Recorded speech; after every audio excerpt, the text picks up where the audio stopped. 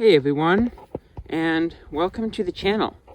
In this video, we are going to be taking a look at and fixing up and hopefully selling this mower right here. This is a riding mower, John Deere LT166 to be specific. It's got a 16 horsepower V-twin Briggs & Stratton.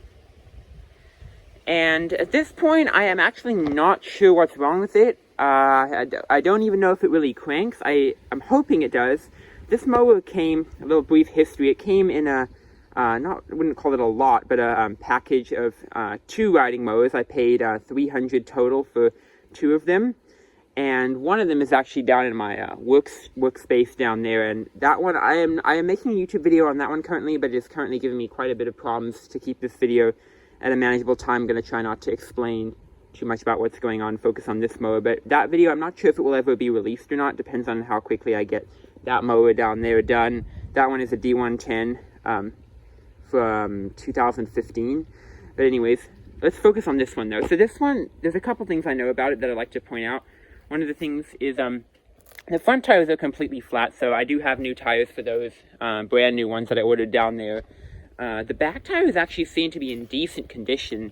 They seem to hold air perfectly. In fact, they're not flat at all, and either one is flat, actually. You can't really see it, but it's a hydrostatic transmission, or automatic. They say automatic there. It seems like it's a hydrostatic. I looked up this mower. It's got the strange kind of older John Deere deck shift lever. Push that in to change it, and then this deck height, which is pretty frozen stuck. So we'll have to see if we can unfreeze that. I'm not even sure if it mows. The deck is fairly rusted out, but you could probably give it a fresh coat of John Deere yellow and possibly patch over those holes. I'm not sure, or just sell it as is, because hopefully the engine doesn't give me much trouble. I'm not even sure if the engine runs. The one down there, the engine was blown, and so that's why it took so long, and then it's having trouble getting started now. But this one, when I spin it, it spins smoothly, unlike that one when I got it. And this one, it's hard to turn on with one hand, but it feels like it has good compression. See how it kind of bounces? Like, watch. See how it bounces back? That's a really good sign. So it most likely, almost guaranteed, needs a carburetor clean out. In the gas tank, there isn't any gas. It smells like varnish and old gas, which is not a great sign. The seat sensor, it's been sitting here for a little while. The trees are falling on it, so I'll just brush that off. But the seat sensor, the wires are a little frayed here. You can see right there. And I did mess around with this a little bit and try to separate the two a little bit. I hope that that's functioning fine. You might want to put some electrical tape on that. We'll get all the finishing touches of this done. The first thing I'm going to do before I even put on the tires is attempt right in this spot to see what state the engine is. So I got a fully charged battery right here. It's this is actually one that I got for free in one of the riding mowers that I fixed and sold, but I kept the battery because I put a brand new battery in it for sale purposes. And I revived it using a machine. In fact, I'd actually like to describe a little bit about that later because, anyways, but basically, just to keep it short, this battery was at a very low voltage, and it was, even though it's so new, like really new, less than 2 years old at this point, as of August 2025, which is when I'm recording this, it was completely dead and still doesn't have its full capacity, which is 230 cold cranking amps, but it works decently for cranking mowers for sure. In fact, the main story I'd like to focus on is this mower. I'll put a picture up on it on screen right now. This mower had a battery when it came in, a 2017 battery, so extremely old, like basically ancient in battery years. That battery is an absolute miracle. Now, I want to take some time, not a long time, but just take a brief moment to appreciate that battery. Let me tell you the factors of this battery, and then I'll tell you basically what happened. I don't know. I don't know if I ended up with some sheer miracle or what. This was a 2017 Everstart. In fact, I currently have it in my main mower over here. Proof right there. 2017, October 2017, 340 cold cranking amps. So a decent battery. And this battery was stone dead. Now, I'm not just talking like 5 volts, like sitting, 0.3 volts on my multimeter, okay? It also happens to be an Everstart, which is known for not great reliability. A lot of people say on reviews online for Everstart they last 1 to 2 years. They're also a budget brand. I think they're sold at Walmart. So they're cheaper, but you get less long lifespan. Like car batteries, they make car batteries, automotive batteries. People often say those batteries last typically, like they say, like 3 to 5 years is the lifespan. These ones last like 1 to 2, so they're fairly short lifespan. Not only is that a 2017, and it was at 0.3 volts. It's an ever start, and so something that happens is a process that happens to old starter batteries and a lot of it's called lead acid batteries. They have a process called sulfation, where when the battery sits even below like 12.3 volts, a fully charged one is 12.6. I know that sounds kind of specific, but it's because there's 6 cells and each cell is 2.1 when fully charged. So yeah, when it's below 12.3, sulfation starts to set in, which is when the internal plates in the battery start to crystallize with lead sulfate crystals. So you can often revive these batteries using a machine. I have a machine which is the same thing I use to revive that. I'll put it up on screen actually right now. Quick little video of it. It's very useful. I bought it for $50 on Amazon, and it can revive a lot of batteries. But basically what I did is, this battery I put on the charger because I have a hope for electronics, and I like to revive things, not just engines, but mowers, electronics. I have definitely a passion for making things come back to life. I knew this was extremely unlikely to come back to life, but it was super dead. So first I paralleled it with a known good battery, which is where you put positive on positive, negative on negative with a known good 12-volt mower battery. And they shared the voltage, and then I trickle charged the good battery in parallel with the bad battery on the trickle charger, and let the trickle charger stay full. And the reason I did that instead of just charging it straight on the trickle charger is because trickle chargers won't recognize it, specifically mine, if they're under 5 volts, because they just treat it like there's no battery connected. So I did that, and that got it up to 11.2 volts. Now that's definitely depleted, but a big improvement from 0.3. So then the charger would now recognize it, the main trickle charger. So I put it on there. It wouldn't charge it in the regular car battery charging mode. I put it on the repair mode. And I pulsed it for days. I literally pulsed it for like probably hours and hours, more than 24 hours. I checked it periodically. Every day it would improve. It went from like 11.7, and I'd wait. I'd unplug it, wait for the surface voltage to settle. Then it was 12.3, then 12.7. One morning I woke up and it was 13.0. And I did an arc test by touching the terminals together, and it sparked good. I put it in one of my mowers down there that has less compression, and it wouldn't quite start it, so I pulsed it more, and then I put it on the regular car charging mode. It now detected it and worked fine, and it basically completely revived. It fully cranks this mower. In fact, last night I had this topping up, and this has been charged for a few weeks now. It has reduced capacity, sure, but I could pulse it probably even more for longer, and it would get even more amps in it. Obviously, it's a total of 340. I'm actually just going to crank this right now for you to show you. Low throttle, there was no choke. Note that I did just start this morning. This would be choke right here. So no choke, low throttle. I'm going to crank this for you. You're going to see it cranks flawlessly, like literally. This is this 8-year-old battery here. Boom. Yeah, beautiful. And we're at 12.6 volts. Don't know if you can see that. 12.6 right there. Actually, 12.7 now. But yeah, so it's a great condition battery, and I could get it. The more I charge it, the better it gets. So I might keep charging or use it how it is. It's definitely not sellable, but anyways, enough on that. I know I rambled on for probably too long, but still, that story is incredible, because if you know how those batteries are and you understand the way those are, they're not like phone batteries, like iPhone batteries, where they're at 0%, you plug them and they go up to 100. You do not want to ever let a car, mower, automobile starting battery ever go even below 12 volts, because that's really bad for its health long term. So this was a miracle battery. Anyways, enough of that. Let's go ahead and put this one in here, and it came with a key right there. So we'll give it a crank. It's not going to start, obviously, there's no gas, but I'm just going to speed this up, and I'll pop this in, and we'll see what it does. And it may be a broken solenoid, you never know why they got rid of it. The guy actually said in person that he thinks the starter was broken, which I don't know if he means the starter motor. I assume the starter motor, which I can get a replacement of that, but I don't know, you never know. Let's find out. Okay, let's get this thing in here. I remember from taking the old battery out that it was a 10mm socket. So I got that right here.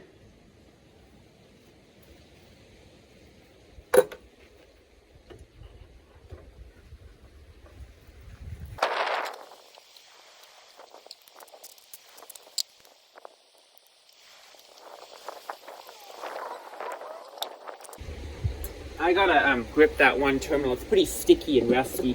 Use my vice grips, which are in the wheelbarrow here. My tool wheelbarrow. Use these to grip the one end because it likes to keep turning on the other side. My hands can't hold that really strong, powerful bolt turn. Finish this off. Oh yeah, there we go.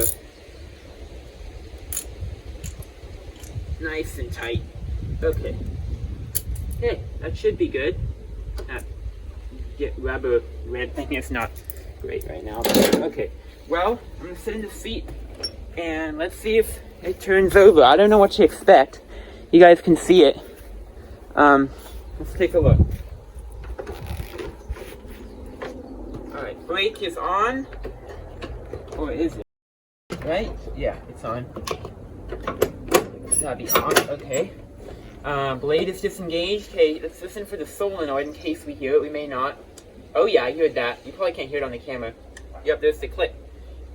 This key, even though this mower has headlights, doesn't have like a lot of John Deere's have the headlight mode on the key, and then the off headlights, and then the crank. This one only has 3. It has stop, like prime engine, or on but not starting, and then the final position. I'm not sure where the headlight switch is because this mower does have headlights.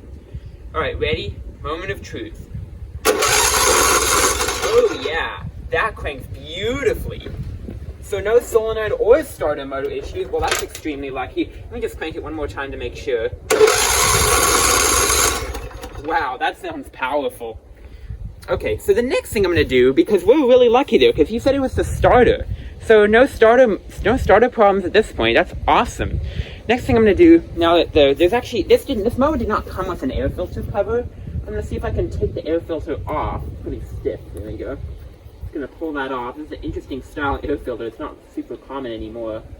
A lot of Briggs & Stratton, I mean, it is a V-twin, but a lot of Briggs & Stratton single-cylinder engines don't have this. Okay, so there's the carburetor. Now the choke linkage, I'm actually going to bring you guys closer. So if you can see that, there's the little choke plate in there. Now if I pull the choke lever, which is over here, then you can probably see how that closes. Boom. So the choke linkage is working. Now, what I'm going to do is I have some gas. I have a gas can over there. I also have, if I can find it, give me a second. Yeah, right here. I have a jar with a syringe. Now, I'm going to syringe a little bit of gas into there, which is a common way of checking if you don't have starter fluid, which I do have a can of starter fluid here.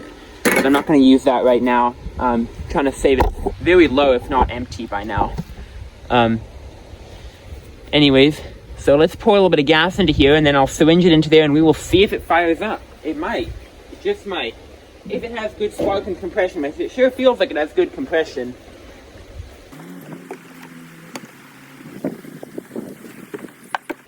Alright, that's a little bit of gas here. Nice and clean and clear. Okay, so I'm gonna syringe this in for you guys. I think I'll actually step back so in case it starts, because it just might. I have a feeling since this is bypassing the carburetor, the method that I'm doing here isn't going through the bowl. So if the jets are clogged in the carburetor, which they probably are, it won't affect that. It's just gonna see if it'll fire off. I gotta take that off. All right, let's see here. Suck a good amount of gas in.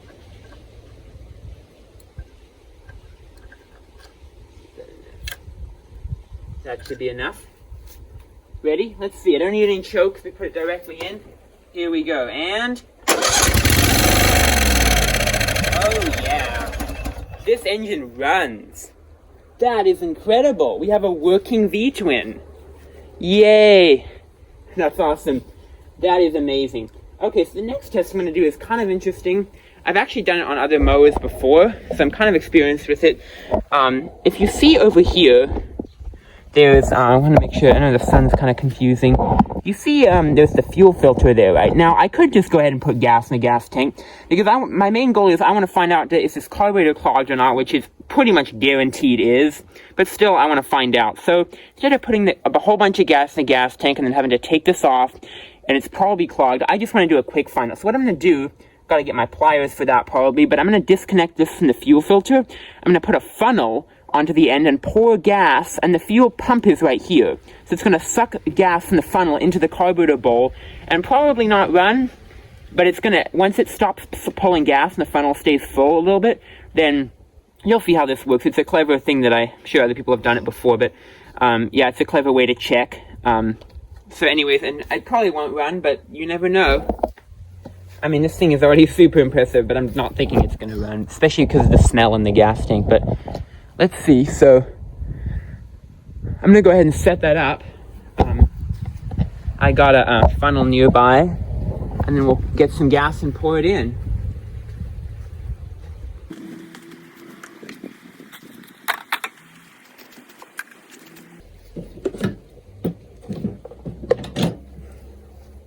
My little pliers, I'm used to squeeze that clamp and get it off. It's not too difficult. I'll speed this process up. That was easy. And get this fuel line off. Oh, that's gonna be really difficult. Ooh, that's way on there. Oh my gosh. Okay. Oh, actually, almost. There we go. Got it. Okay. So, yeah, let me speed this up. I'm gonna use this little tape thing that I made and then clamp the bottom so no gas. Hopefully, as much limit as much gas escaping. Pour some in, and small chance it'll run, but worth a check, right? In case it doesn't need a carburetor clean out. And then if it runs, which would be insane, then we can put gas in a gas tank, but I doubt it will.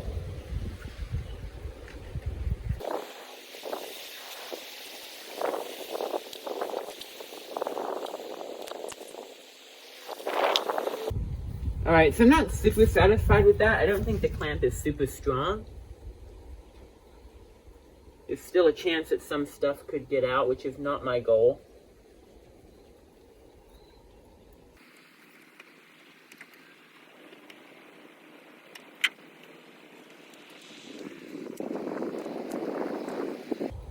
So most likely some gas will leak out, which is okay, and this is probably pointless. But I'm still going to try it.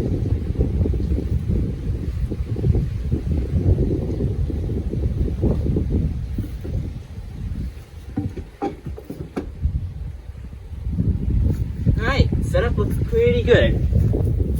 Just bring you guys over so you can see it. Got a board holding it up. I'll crank it with one hand, pour gas in with another hand. It should suck it in, but almost certainly some will leak out there. If it sucks it in fast enough, but once it starts backing up because it's not sucking in anymore and the bowl's full, then that's something will get difficult. I have to time it pretty good, but it's probably going to need a lot of gas because the bowl is empty, so I'm going to have to pour it multiple times. I'm going to fill this jar up as far as I can, safely, without spilling, hopefully. Doing that right now. Okay, and you will see me. I'm going to go ahead and crank it and pour some in. And there's a small chance that those jets aren't clogged. Not likely, for sure. So let's go ahead and do that. Got this very full.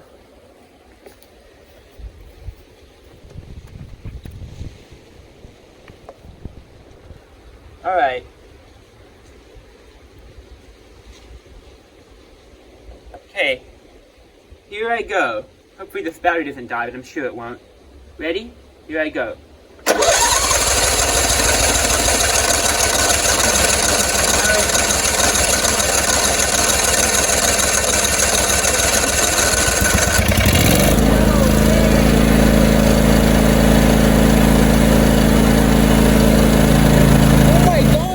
Carburetor is not clogged. Dude, that's insane. Dude, it's running on the gas in the bowl. No way. This is a miracle. It's gonna run out soon, but that's crazy.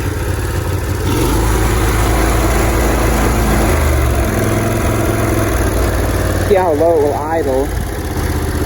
Oh, that's a beautiful sound. V-twin purr.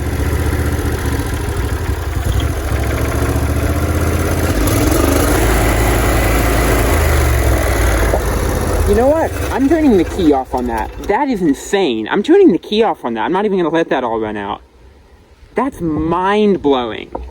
Well, the funnel came off, but I was literally reaching the end of my gas, John. I was like, okay, yep, this thing is still sucking fuel, but it's not firing.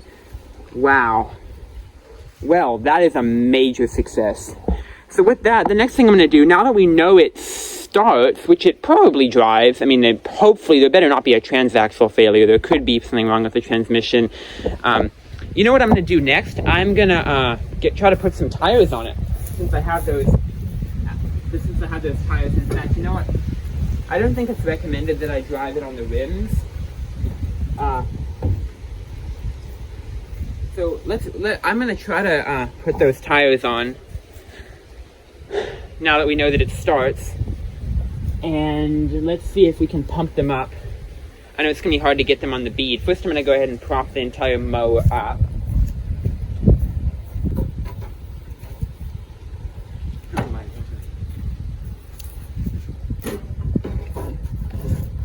going to use this board right here. Sorry, I got to move the tripod.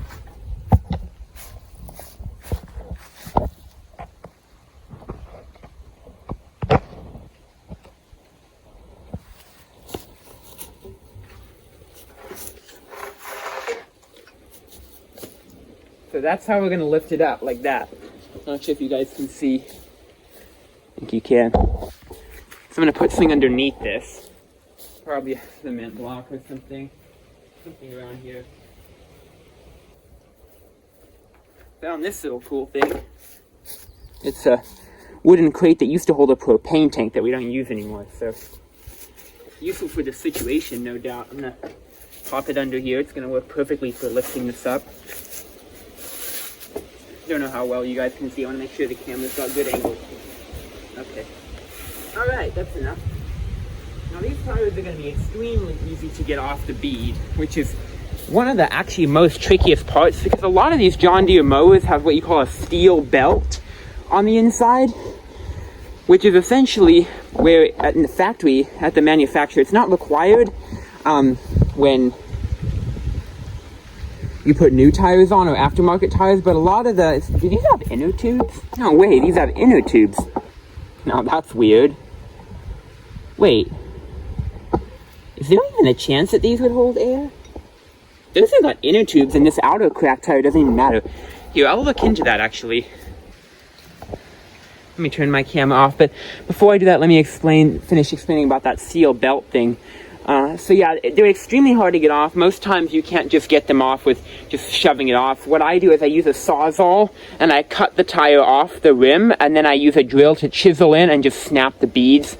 Not the beads, I just snap the belt clips one by one. It's like a bunch of rings or circles, and once that's off, it just comes free, and that moment of satisfaction is incredible. But yeah, it's a lot of hard work, and this one doesn't have that, which is incredible. So let me work on and figure out those inner tubes and see what I can do about that, and then I'll be back with you if I end up getting them off, and I'm about to change them, so we'll see how that turns out.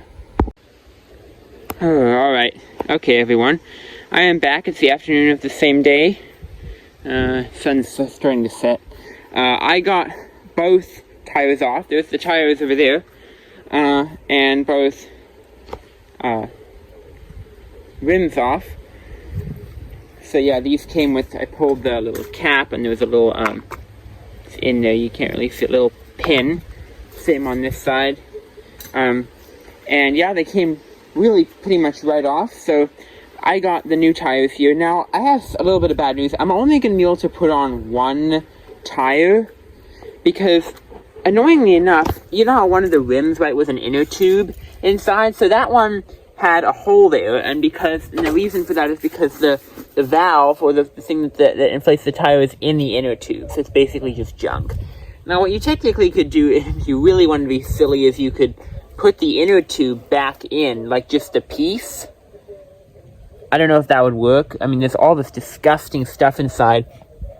I think it's just tire, like fix-a-flatter thing, but it looks disgusting. Maybe you could just cut a small piece of that or something, I'm not sure. But anyway, we're going to work on getting the first tire on. I think that typically these brand new tires are extremely hard to get on. I'm going to unbox them. These are 15X600-6. I think that's the norm. Does it say it? Yeah, right there. 15X600-6. Those are the standard front tire sizes, and the back tires I think are usually 20X8. But sometimes sometimes different riding mowers like have 22-inch tires, and just I think it changes. But anyways, so we're gonna try to push it onto this thing. I'm thinking we probably won't be able to, but I'm gonna give it a shot just in case it's gonna work. And yeah, it definitely takes quite a bit of strength and patience. So yeah, let's get this unboxed. See you guys on the camera over here. And we'll see what we can do before it gets too late.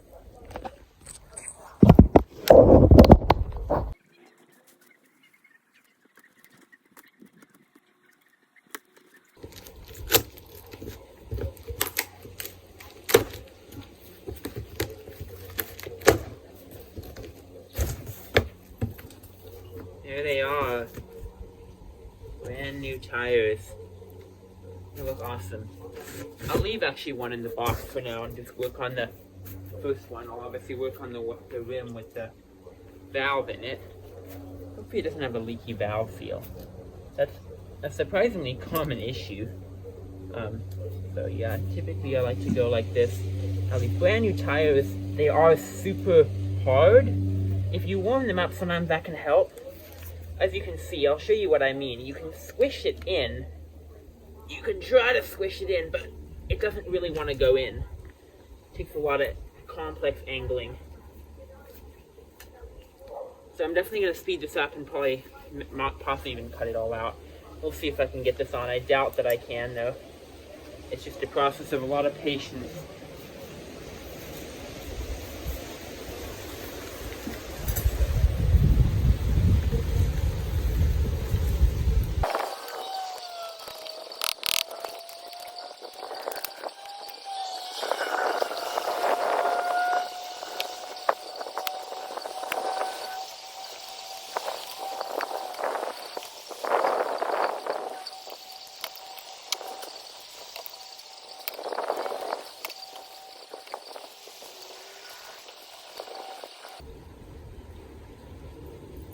Ugh. It seems close, but it is I wasn't lying when I said it requires strength. I think we got some of it in. Actually, you know what? I think we did some of it actually, which is shocking. Actually, oh yeah, there we go. But we still got the whole other side though, that's the problem. So, yeah, let's see if we can do this. If it's, I might not be able to do it if it takes just as much strength. Let's see. Start like that. That's actually kind of a miracle that I got that, because maybe this rim is slightly smaller or something, because usually this is extremely difficult. I'm actually going to step on it. Let's see if I can. I'm going to continue speeding this up for you guys.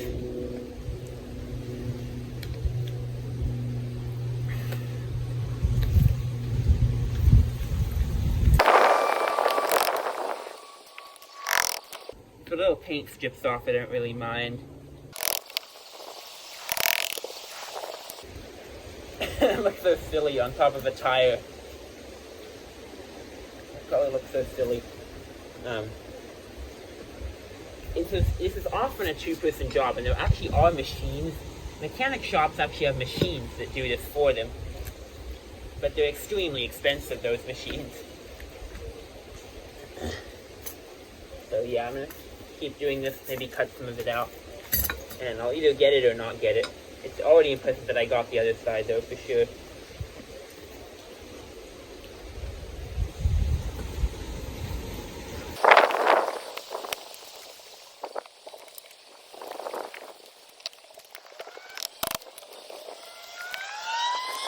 I'm basically right now trying to hold it so it can't slip around the other side, because when soon as you get one side and the other side turns around.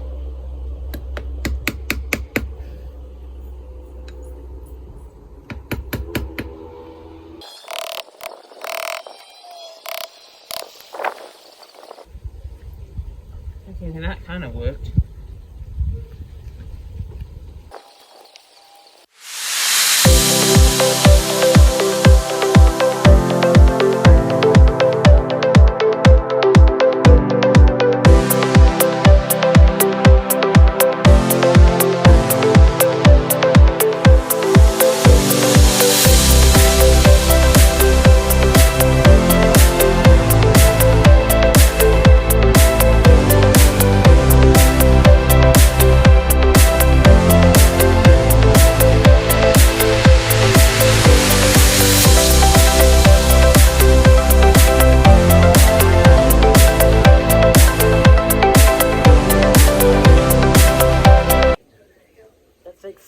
close. Oh my god, that's so close. That's so close. The final one. Okay, YouTube, I know you're still watching, whatever, 50 minutes later. This is all should be fast forwarded, but I think this is the final stretch. Yeah, there we go. Teamwork. Alright, that was that. And my glove. Hopefully we just bend the thingy too I'm much. less worried about the rim and more about the tire, but whew, I'm so exhausted after that. That is insanely difficult. I know you guys can't see a thing. My gloves are like shredded to absolute bits. I got a family member's help. Oh my gosh. Okay. There we go. That's a little better. It is dark now, like literally the end of the day. So I think I'm not even going to put this on the mower. I think the last thing that I'm going to do for tonight is see if we can pop that on the bead. Okay, so this is going to be difficult because we don't have a lot of light. I don't know if you guys can't see anything, but I'm not going to put it on the mower. As I said, I've got, actually I didn't show you guys this. This right there is my air hose. Got quite a bit of PSI that pumps out of the end, so it's great for putting tires onto the bead. Hope we didn't damage anything. There we go. Camera angles are terrible. Okay. So I'm going to plug this thing in. So first I just want to get these out of the way. I just want to show you guys what this looks like. It's a Craftsman 120 volt. You plug it into a wall outlet. It's not plugged in right now, obviously. And then you take the hose. So I'm going to plug it in. I got an outlet right on the nearby porch, the cottage porch. And let's see if we can put this on. We just might be able to. I mean, it's pretty... If it leaks, it certainly won't be the tire. Well, actually, the new tire, but I'm not sure. Hopefully we didn't damage it. I don't think we did, but let's not jinx that. Okay, I'm going to go ahead and plug this in.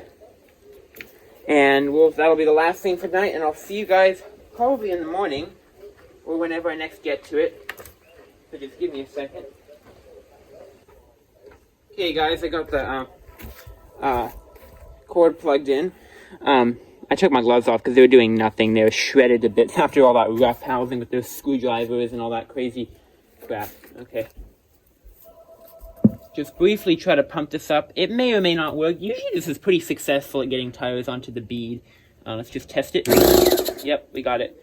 I also think it's important to mention that there is another way of getting tires onto the bead, which I call the explosive starter fluid method, and that's where it's usually better, well, you can do it on or off the mower, I guess it doesn't really matter. You spray like literally 1 second max of starter fluid, otherwise it becomes too big of a flame, and you click a lighter.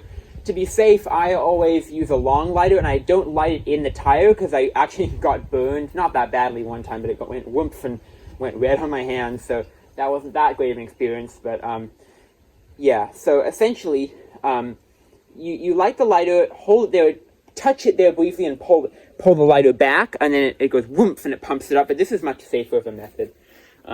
Still, though, it's great if you don't have one of these. I mean, it's a decent method. It's a lot of mechanics have starter fluid lying around you.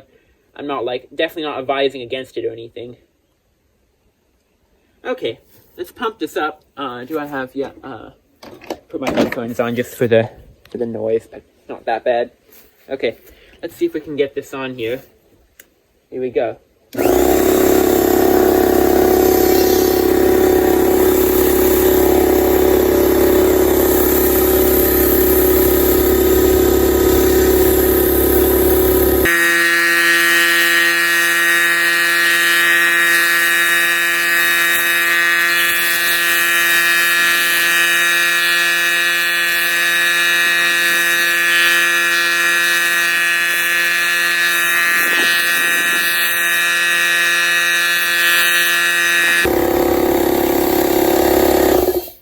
Okay, well, we didn't get it doing that. I'm going to try to do one thing, and that's try to pop this tire onto the bead manually. I know we can't get both, but we just might be able to get one. Probably going to need to get some bricks from nearby. I have one right here. And, yeah, let's see if we can do that.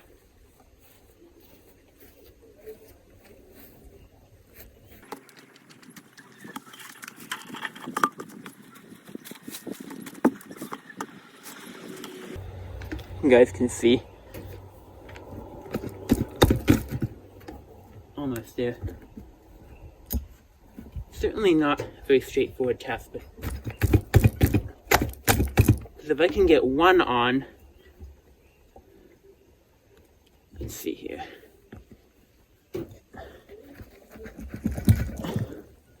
It's certainly close. Let's see here.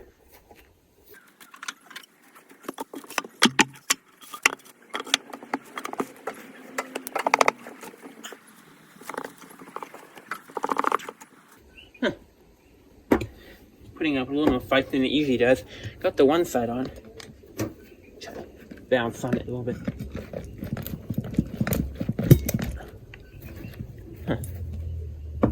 Keep going, I'll speed this up.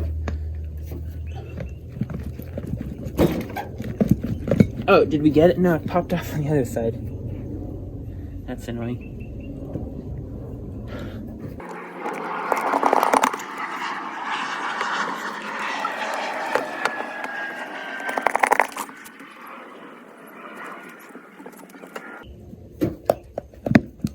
Is that it? Oh, I think that was it. That's good. Okay, we got the one bead. Awesome. So with that, we can probably now easier.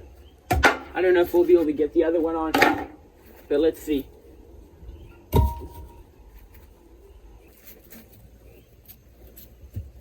Alright, here we go. I think I'll speed this up again until I get it. If I get it at all, but let's see.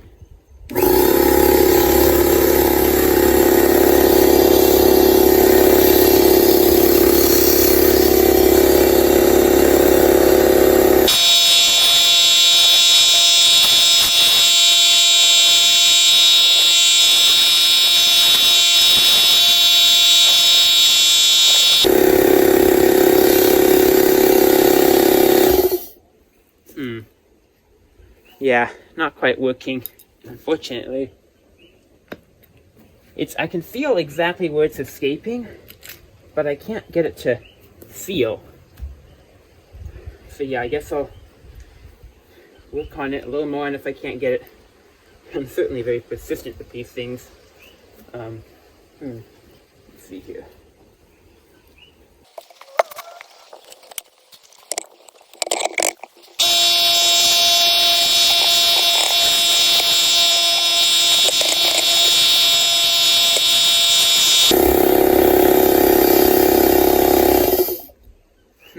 Yeah, might have to give up on this for the night.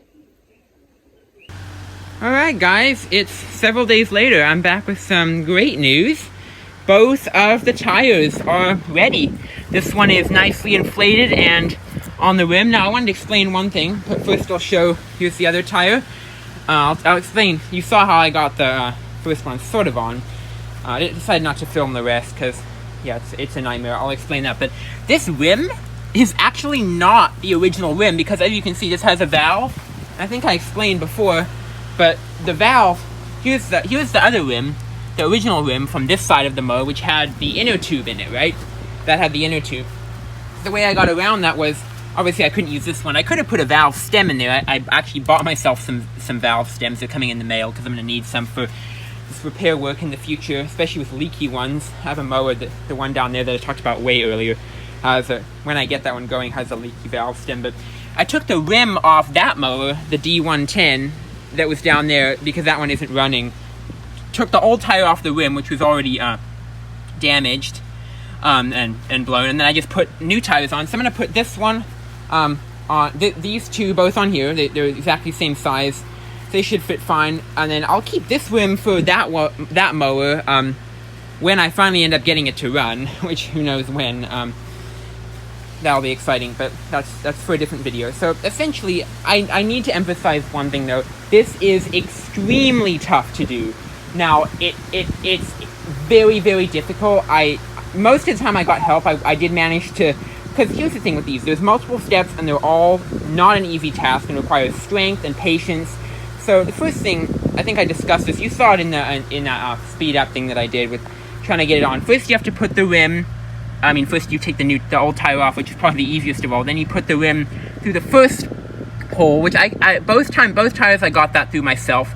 The second issue is the hardest part is getting the rim through the tire, the edge, on the other side, right? Because the rim ends up in the middle, right? The tire has to seat in between the two sides of the rim.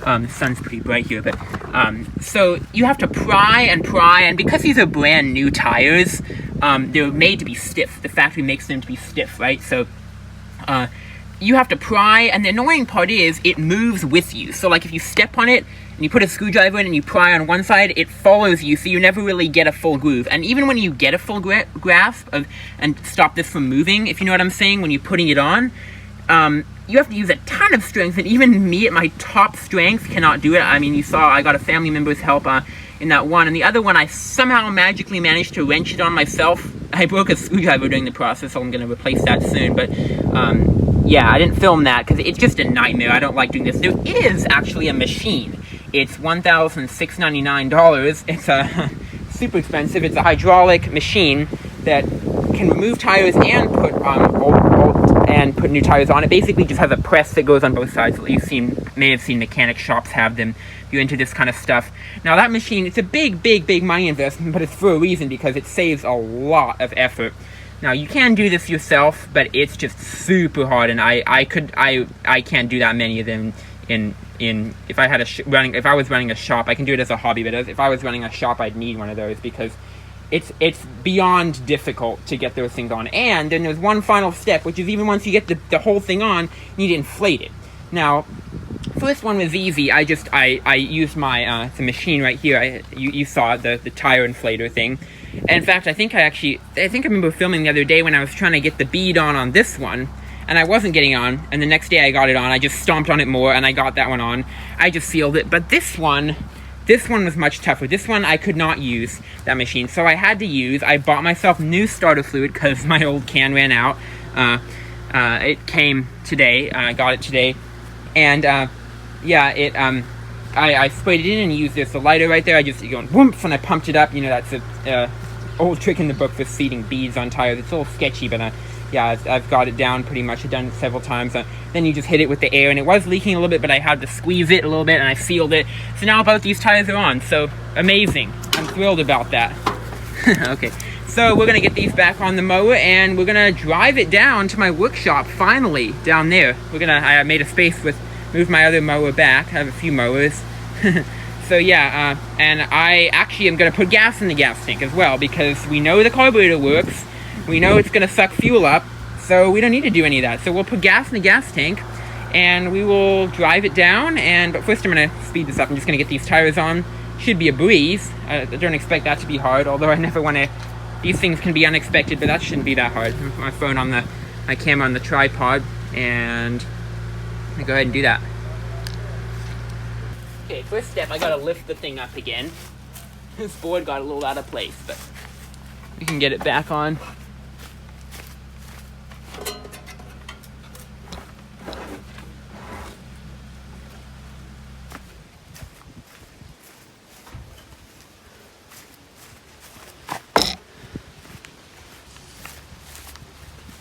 You guys know the drill. We prop this thing up so we can work on it.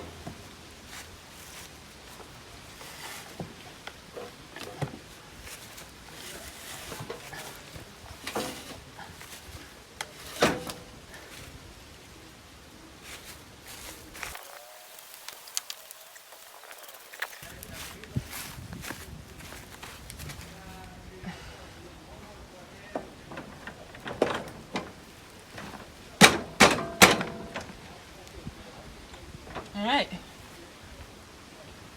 clip on. I'm going to need my hammer for this, pretty much certainly.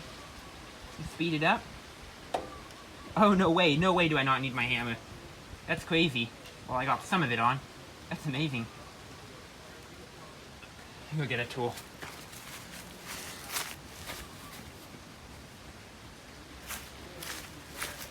Alright, got the tools. Pop this on.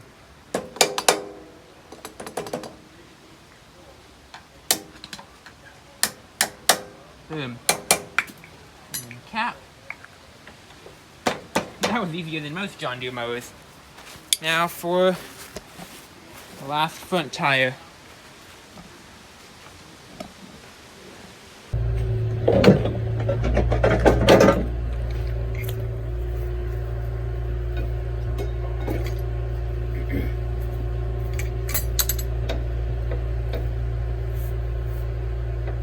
we got an issue. It's too low still.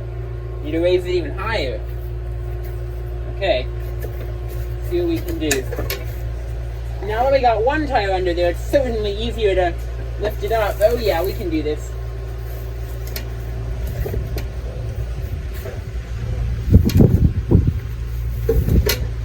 There we go, that should be enough. Get this thing on here.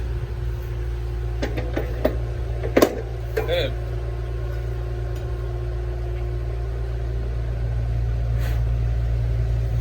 Some goop on those things. An easy one. Yeah, it's easy as heck, super easy. And pop this thing on.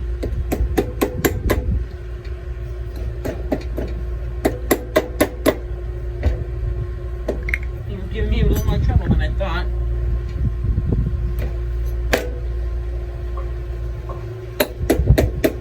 There we go. And we are done. Let's go ahead and lower it down onto its fresh new tires. Both the right way with the valve facing out. Okay. And down it comes. Man, those tires look so different in contrast to...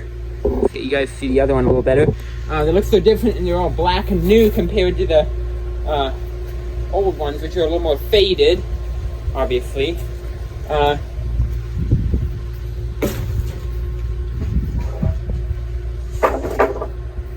Get some of this stuff out of the way, and then we can give it a fire up test. I'm gonna put fresh fuel into the gas tank. I think I explained that already.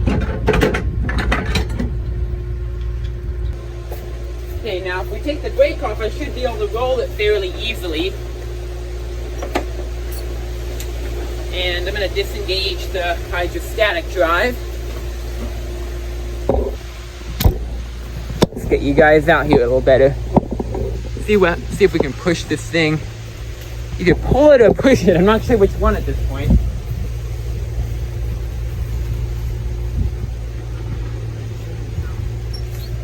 Oh yeah, it rolls way easier than before. It's heavy. I think pulling is the way to go. I know my body blocks it a little bit, but yeah, there we go. This thing rolls nicely. Let's scoot it over here. And I think we're very, very much ready. So I'm gonna go ahead and hook up this fuel line. Sorry you guys can't see. Here we go. As you can see, I still got my silly tape mechanism on here for the funnel. It was effective, I'd say that. See if we can get this off. Yeah, and pull that off. Come on, there we go. That's trash. Now we can connect the fuel filter back up, which looks surprisingly new. I highly think this has been changed at least once since 1999 when this mower was manufactured. I'm not even sure if I ever said that in the video, but yeah, now I know it's from 1999. It's literally right here on Briggs & Stratton engines. As long as you can find the model, type, and code, usually in the code, the first two digits are the year. So this one says, it's a little hard to see, but it says 99-1201 and then 11. So that 1201 is December 1 and 99 is obviously 1999. I do not think I showed that, but easy way to decode the year your engine was made. Now, I haven't found a DOM, or also known as a data manufacturer on this mower yet. I actually looked around for a little bit. This mower has a surprising amount of less labels than usual. For example, unless they've peeled off, but on the hood, normally on John Deere mowers, you know, you see on the side, right? You know, you see the like D110, you know, LA125, whatever. You see the model. You know, I'm just using those as examples, but yeah, and this one doesn't say it anywhere. The only place it really says it is here in this weird like white sticker. This is LT. It's not even really focused. LT166. So, yeah, it's a little bit of a funny design that they don't put the model. They don't really advertise it that well. It's just a weird white sticker. Pretty unusual. So, yeah, Very unfocused. Okay, this is on here. I'm gonna go ahead and clamp the thing on my pliers.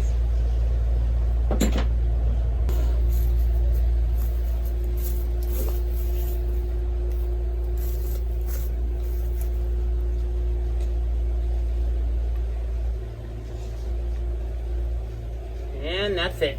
Okay. The next thing, we're gonna put some gas in that gas tank. I'm gonna have to actually get some new gas in my big red can over here. It's fairly low, but I'm gonna put what I have in here and see if it will fire. It's gotta suck the fuel into the fuel filter first, obviously, so we're gonna have to crank it a bit. Key is off. Alright. Certainly no gas in there right now.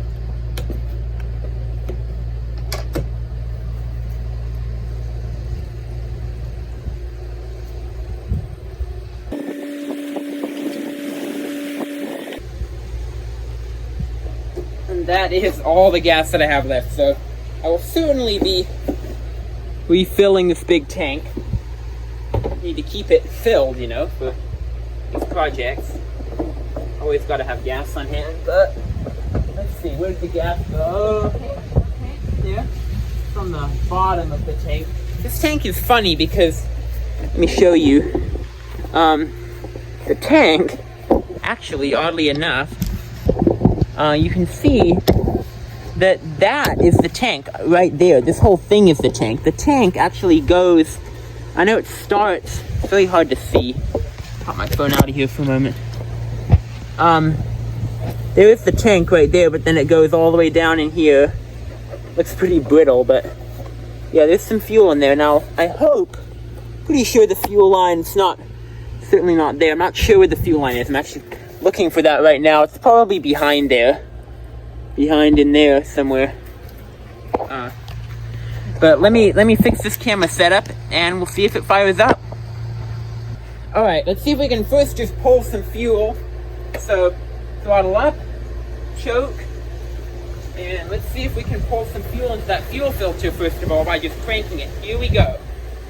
Oh, brakes off. Why do I always forget that?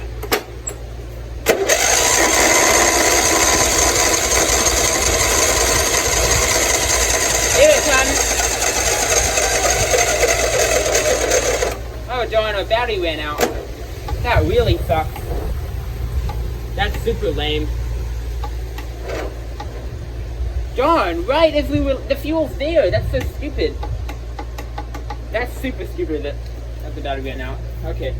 I guess we're replacing it. That's really lame and unnecessary. Okay. Turn this off. Okay guys, so funny little update. I decided to be lazy because I really didn't want to charge that and have to wait. So I bought my jump box.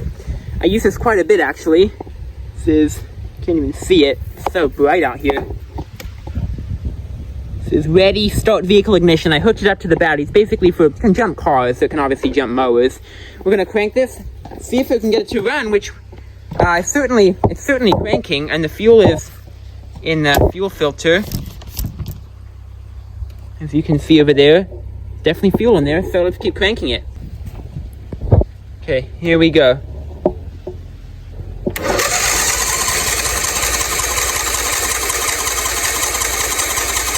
Come on, come on.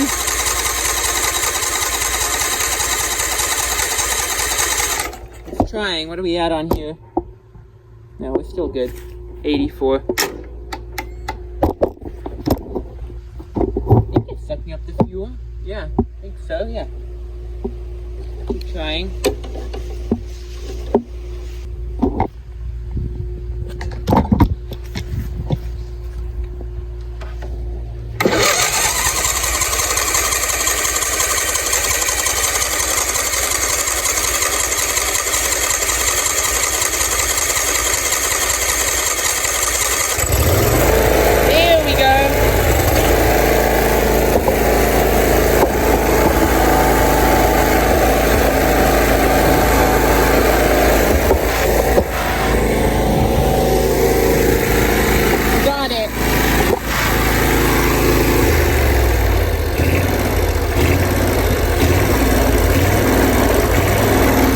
I'm gonna idle it down so I can talk and you can hear me.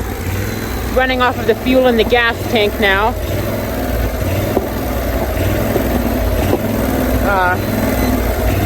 I'm gonna put this down, probably carry it with me, and I'll take you guys down. We'll go for a ride.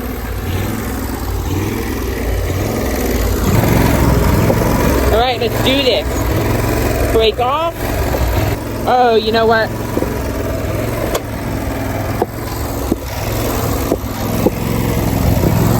I forgot the hydrostatic is disengaged. Now we'll drive.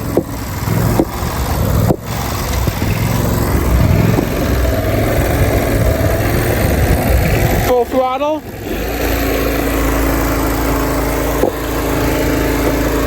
Here we go. First drive on the new tires. Oh yeah.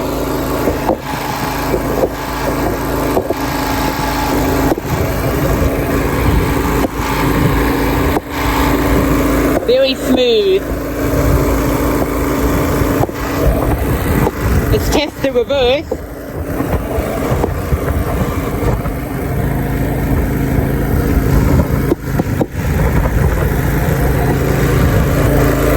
Yep, it works.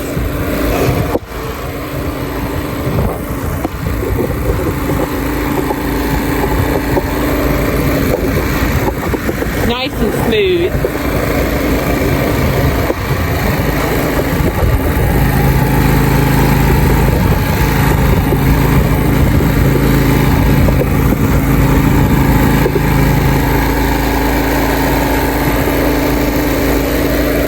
Take it down to the workspace.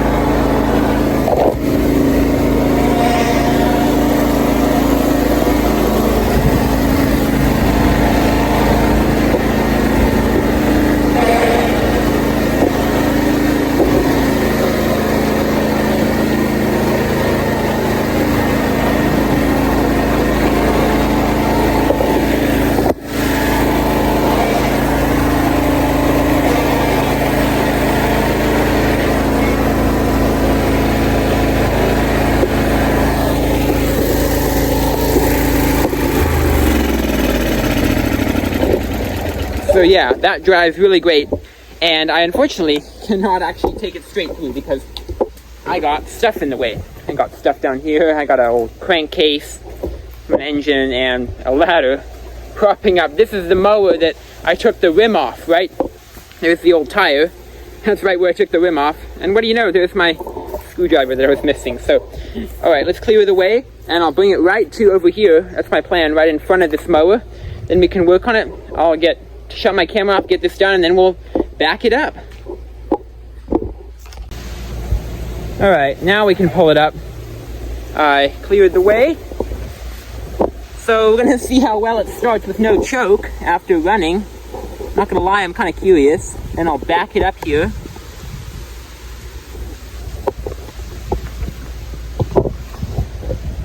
Back it up, and we'll turn it off, and we can do the finishing touches down here. Obviously, before we sell it, we'll give it a clean up, and we gotta fix the mowing deck. I don't even know if it mows at this point. I mean, I hope it does. We'll actually try to engage the blades here, and we'll see what happens. I haven't even done that yet, so let's back it up first.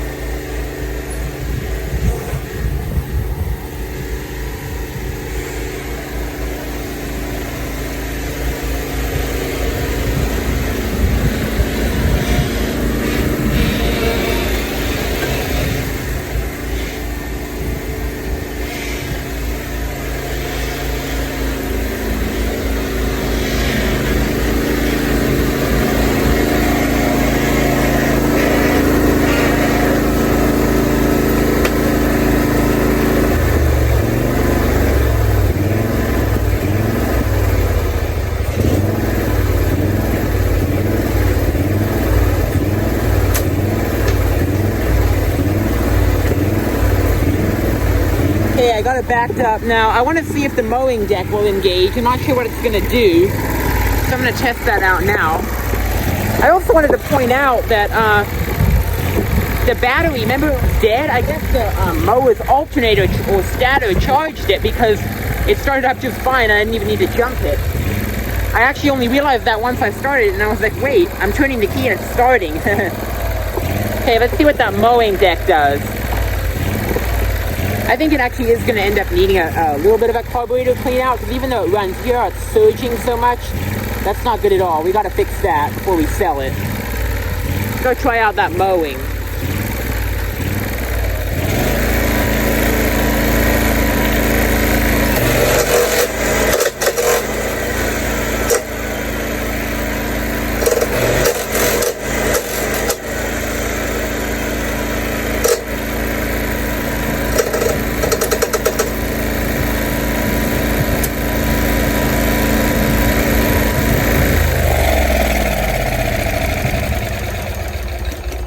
Okay, well, that sounded awful.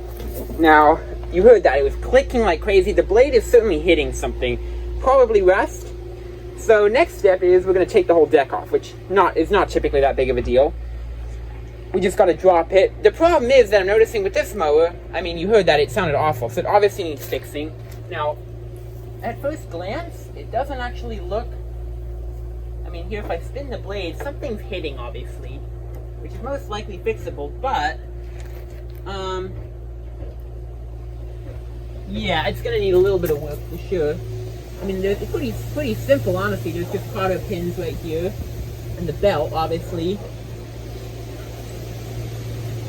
Those will come out pretty easily. But the problem is, I can't lower the deck. Now, when I try to lower it, I'm not exactly sure how these weird stick shifts, I mean, it's a hydrostatic, but like, this weird stick lever works. I've seen these before. It says here you push to lock. So you push down. I don't exactly understand this. Right here it says lift, adjust, stop. Now, this is like frozen solid. And I don't know if we're supposed to move this. I don't know how these really work. I will have to figure that out. But this is certainly stuck frozen. It's frozen solid. Literally, it can't move. So we'll have to oil that, probably put some WD-40 on it. First step is, though, with everything off, remove the deck and figure out why it's making that crazy banging, tapping, knocking, whatever you call it, sound. So that'll be the next step. And let's get started with that, I guess.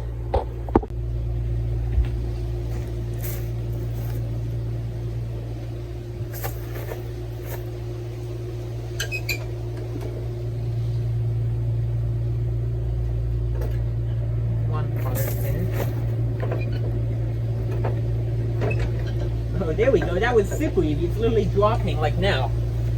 Brilliant.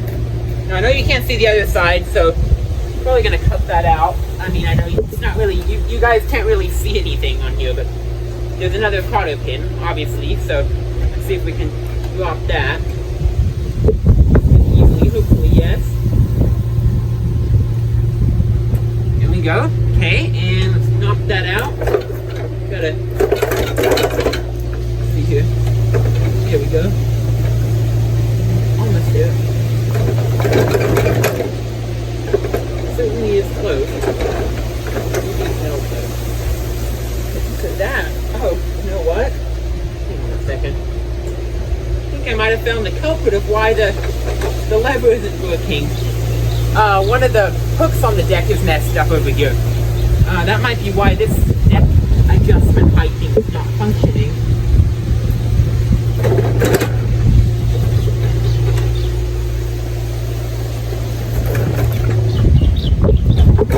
There we go. Okay, there we go. Now it's dropped. And I don't know what the heck is going on with that thing. Alright, so that's the first step. Without any tools, I literally just use my hand. Now this part, there's another cotter pin here. And that just pulls right out. Brilliant. And then I assume you just scoot this forward. Yep, there we go. And it's out.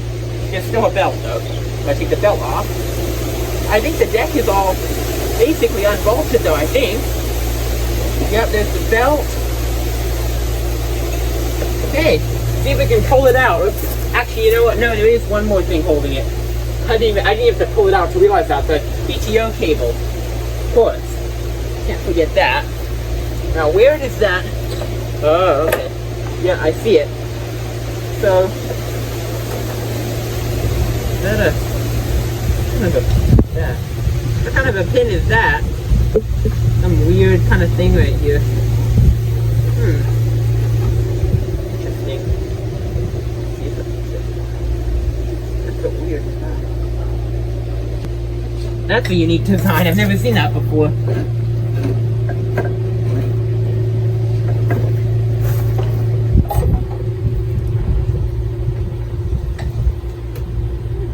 What kind of a pin even is this? I want to show you guys, but just give me a moment. I might be able to get it out.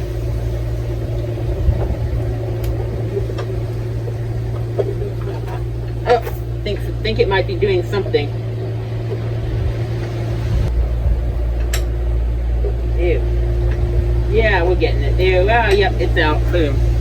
Now look at this. I have to show you guys. This is a pin that I've been fiddling with the last 2 minutes. It's not strange. It's not like a regular cotter pin that you see. I mean, here's two of the three that I took off, and this is the fourth. But these are regular cotter pins, right? Just like that. Where'd it go? Here it is. Leave that. And John Deere even did the touch of painting yellow paint. It's coming off all the. They put some yellow paint on the cotter pins. That's attention to detail right there. Very strange and interesting kind of pin, and unique. You gotta keep that. Now, let's see if the PTO will come off. Yep, boom, it does come straight off. Easy as heck. Okay, ready? And there it comes. The old deck. So, pull it out. There we go. There we go. Oh yeah. Got it. Briefly. There we go. Boom, it's out. So, yeah, I'm gonna bring it over to my little space over there, and then we can work on it a little bit, see if we can diagnose what that weird clicking noise is. It shouldn't be too hard to figure that out, I hope. See how heavy it is. Not that heavy. It's a 42-inch deck. Super unique. This is an old deck for sure. Looks very different to the modern 42-inch John Deere deck. I'm gonna tow this. Sorry, I'll be out of the frame for a moment. I'm gonna tow this over here.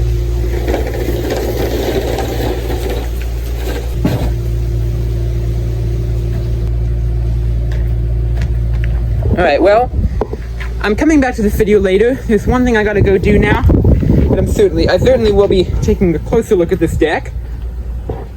And, yeah. So, that's it for now, and I'll see you in a little moment. Alright guys, so, little update. It's several days later. I ordered the belt for the inside of this deck right here. We got it coming in the mail. It's coming August 27th, and today it's like August 21st, I think. Yeah. So we're waiting on that. But I thought while we're waiting on it, why don't we go ahead and clean this carburetor? Now, the reason I'm doing that, I know I said it doesn't really need cleaning, which it technically actually doesn't, but it's surging quite a bit. And as a tune-up for selling it, when I do end up selling it, I would really like it not to do that and for it to just idle straight. So it's probably just as simple as poking out those jets, honestly. So, but I have never actually, surprisingly, I have never actually messed with a V-twin carburetor. And I've messed with a lot of single-cylinder Briggs & Stratton carburetors. They're usually on the side here, but this one's in the front because, you know, it's got 2 cylinders, right? It's in the V shape. So, yeah, the carburetor is split off to both cylinders. So, yeah, we're going to take this whole thing off. I'm going to get my tools, pull my tool wheelbarrow all the way over here. We're going to see if we can, first we're probably going to take the shroud off, then try to get this thing off, and then unfasten the carburetor in however way we need to. So let me get you guys on the camera, and then we will go ahead and start with this process. Alright, got the wheelbarrow right here. Start on getting this shroud right off. I don't know the size of these bolts. I'm going to take a guess and guess they're 3/8 or something close to that if not. 3/8 socket is already on the drill. Let's see if this will come off. Not quite. quite 3/8. Maybe it's a 10 millimeter. Yeah, it's a 10 millimeter. And these seem like they're also 10 millimeter, which is lucky. Okay, let's get this off right here. Probably go ahead and speed this up.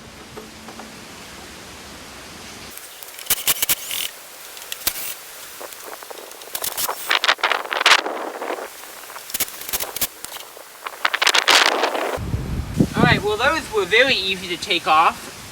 Now over here we got the fuel pump. Don't know if that needs to come off. I do know that this metal top piece has some Phillips screws on it, and also the flywheel, I don't know what you call this, the little guard with all the louvers on it. Now I do have a flathead, a Phillips screwdriver right in my tool wheelbarrow over here, so I'm just going to go ahead and see if I can take these off. They're a little bit strict, but hopefully we can get all of them. They're on there kind of tight, which makes it difficult, but this one's coming. Let me go ahead and speed this up.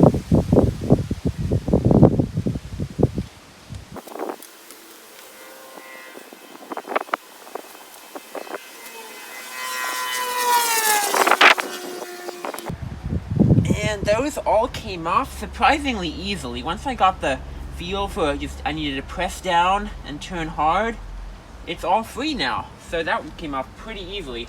And I know I didn't mention it. Boom, there we go. But, oh wow, this is a metal flywheel. Wow. Okay, you got some grass in there. Let's get that out. This is a metal flywheel. A lot of these Briggs & Stratton engines are plastic flywheels. Like, what I mean is, like, the blower. Well, what I mean is the flywheel itself is always metal on the singles as well. But the, I think it's called, maybe it's the blower. That's the other word. You know, the thing with the fins. Here, I have one right here, actually, as an example. This is one from a single-cylinder Briggs & Stratton. It's just a plastic fan, right? This one is metal.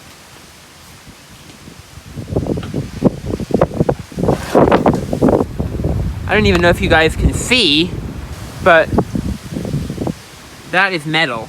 Very interesting. Alright, let's continue with the disassembly.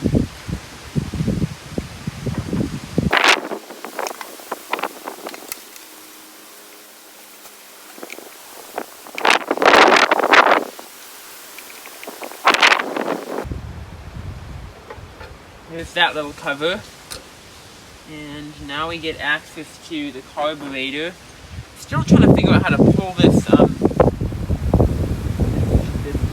shroud here off. It's giving me a little bit of trouble because it feels like something's binding it down. But there we go. That cracked loose a little bit. It's just very stiff on there is the problem. I'm gonna have to keep pulling it and hoping that I can get it. I mean, it's not held on by any of these bolts. So let's see what we can do here. Try to get my hammer.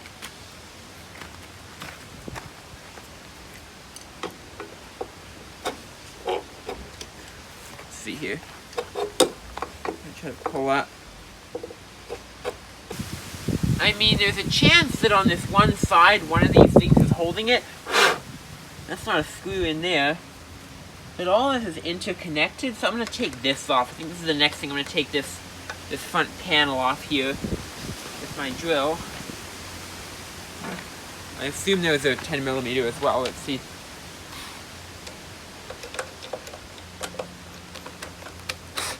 Yep. Perfect. Those were pretty easy.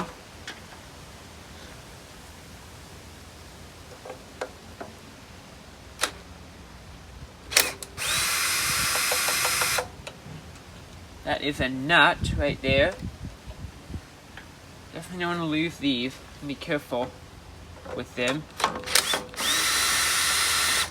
What's odd to me about this setup, one of them went in there, got it, is they're in like a crisscross pattern. Like there's a gold here, and a silver here, and a silver here. It's kind of weird. Alright. Okay, now our little plate can come off. There's that. Let's pop that over here. see, does this move? Oh, it does. Oh, there we go. Now, we still got one thing. It's probably, oh, that disconnects. Okay, it's the hose right here. Let's see here, does that?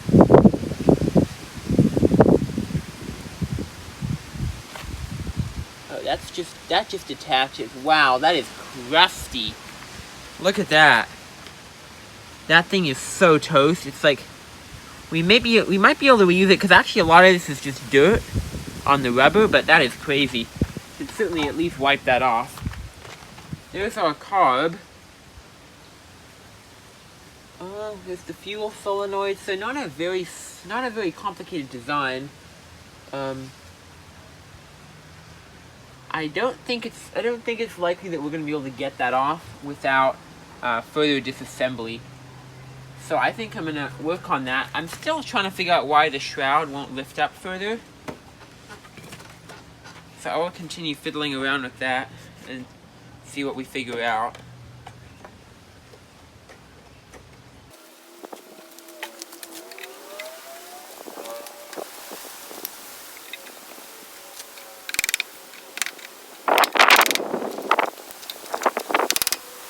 So you know what I'm noticing is this is just one piece. This bolt right here is part of the shroud. Now let me show you what I was thinking. I wasn't noticing this. So over here, this line right here looks like it's a separator line, but if you feel it with your nail, it's all just one metal piece. So actually there's a bolt here and there's one on the other side that I'm pretty certain now need to come out. And hopefully with those out, that will now allow us to, obviously this is the wrong size. I'm going to guess it's a 13 millimeter. It looks around that size. Let's see if I was right. Yeah, I was right. It's 13 millimeter. Okay. Let's get this off. That was very easy. I'll put the other one. Get the other one off over here. It's actually on this side behind this fuel line. So I gotta take the fuel line off the fuel pump, which came off very, very easily. Oh, there's fuel in there. Gotta be very careful about that. There's fuel in there.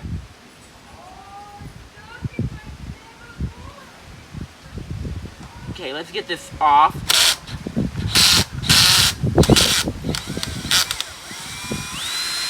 There we go. That's the equivalent, I believe, for this side. Now, let's see, does this lift up any easier? Oh yeah, there we go. That side's much more free now. Now, for the other side, there's a wire there that I'm trying to be careful of. For the other side, let's see here.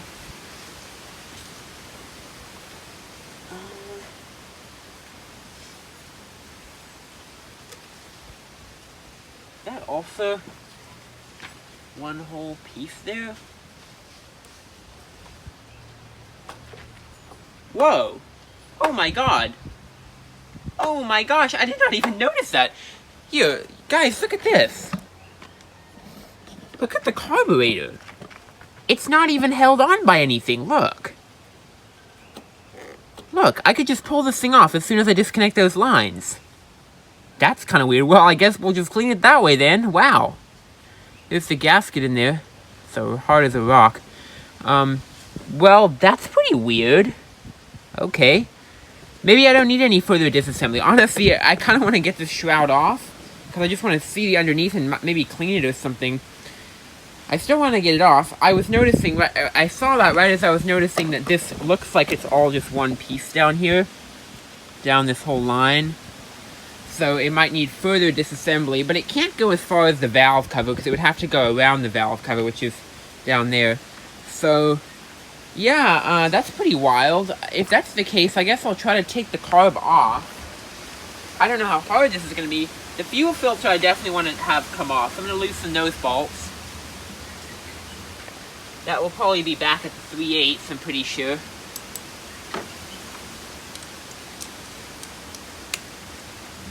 See. Yep. 3/8.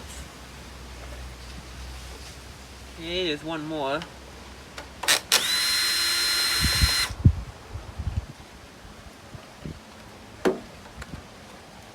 Alright.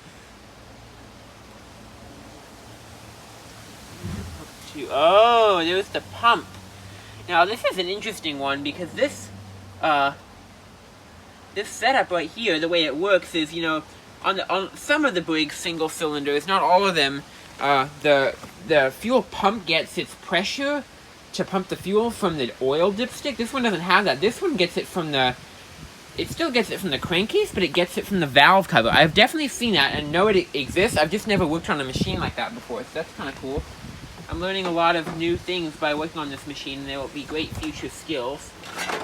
For the little line that's going from the fuel pump to the carburetor, I'm going to definitely use these pliers to squeeze the clamp off. I could just slide it across, but the line is so brittle, and I'm trying not to break it. So I'm going to squeeze that to help and assist the clip move out. It is like very broken on here, like cracked in that. I don't even know if I'm going to be able to get this off here. We should disconnect the linkage. Let's see here. That's the choke. That's the choke right there. See when I pull that? That's the choke right there, and it works, which is awesome. Let's see here. The main thing I want to do is get this fuel line off. There we go. Now it's spinning. Yay. It's gonna take a bit of patience. Let's see if we can twist and wiggle. Oh yeah, now it's coming. Now it's coming. Yay. Oh yeah, it's okay, it's off. Got it. I thought that was gonna be much more challenging. Now, let's see, so there's the solenoid. Can't even see that down there, literally. Did someone just, what did they even do? The wire's like stuck in the thing. That is funny. So we're hitting the linkage. Let's see here. I gotta figure out how to disconnect this, but without damaging anything. Sometimes you can bend these, but only very carefully. Oh, the thing's hitting this. Okay, let's get those off. There's a bar right there. I wasn't paying attention to that. Let's definitely get that off. Easy peasy.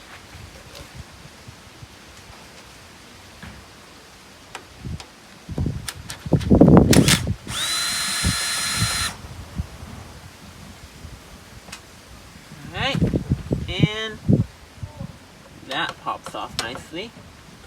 Just like that. Save that. And let's see here, does this slide? Oh yeah, way better. This slides forward way easier now. Unfortunately though, here it's still not all the way. And we need to get this off all the way. We're a step further though, for sure. I don't know what someone did with this wire. I swear that's been messed with.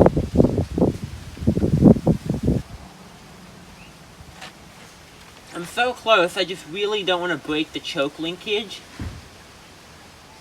Oh, I'm so close, dude.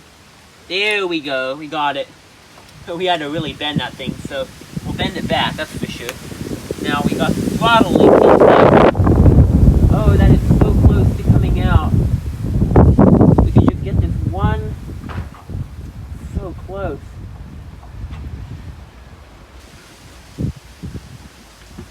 There, okay, yay, we got the one. Oh yeah, there we go. Perfect. Okay, so now we can just, there we go. Okay, that's the screw. That doesn't really, oh, there's a little clip there. There we go. And it is off. One more thing, actually, there's the fuel solenoid. I'm still, oh, that's not drip gas. I'm still not sure what's going on with that. That is the weirdest solenoid design I have seen. I'm almost thinking just take it off. If it will let us, I won't be able to do it by hand, but I'm almost thinking just leave that connected, because I don't know, I can't see where that wire goes. Oh, is it this wire here? Hang on a moment. Hope I'm not gonna drip gas everywhere. I think it's this wire actually. This comes off.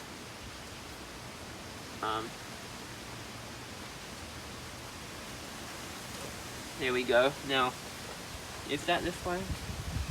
I believe it is. This is one of the main reasons why I wanted to get the shroud off. Because if we could get the shroud off, and I see now that this is one piece. Oh, it isn't actually. Hang on. No, that's not one piece. That's good to know. But then what is holding it then?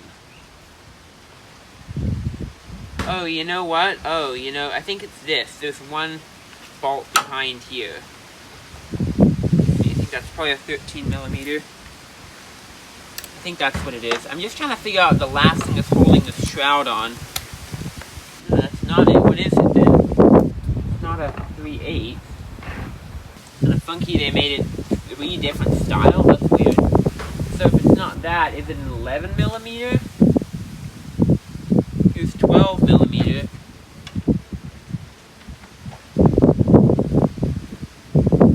I think it's a 12 millimeter, but that's pretty specific. Weird. I see 13 millimeter a lot, not a lot of 12 millimeter.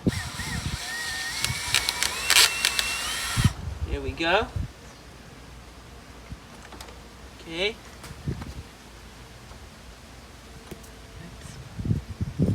And that will now come free. Both of these plates. Yep. Alright. That's for the headlights. And let's see if we can pull this free now. Oh, there we go. There we go. Okay, ready? Will it come off? Oh, it's close. There we go. Yay. Here's the shroud. So one small. There we go. Whoa, that is cool looking. Look at that. I'll bring you guys over. Ooh. Oh. That's wild. I think I see something strange. And a little gross. There, I believe there's a dead mouse in this thing. That is weird. I mean, that's not a bird. I don't want to touch it. All that fur? Or is that a nest? It looks like an actual animal if you ask me. That's not great. But, this is cool though. You got the whole tubes. And then the cog for the starter motor. Which is somehow still engaged. It shouldn't be. And so yeah, it's starting to get a little bit darker. It's not super dark, but it's starting to get a little bit darker. So let's get to cleaning that cog. What I meant to do was pull this wire out, but it's with that animal thing. See if we can pull that out. Let me fiddle around with this for a moment. Okay, I'm making a little bit of progress while trying not to touch that thing. There's a zip tie right there, so I'm going to cut that zip tie. And that's what's holding it, I think. I might as well show you guys what I'm doing. Just got to lower my camera. Trying to pick this zip tie out. Twist it.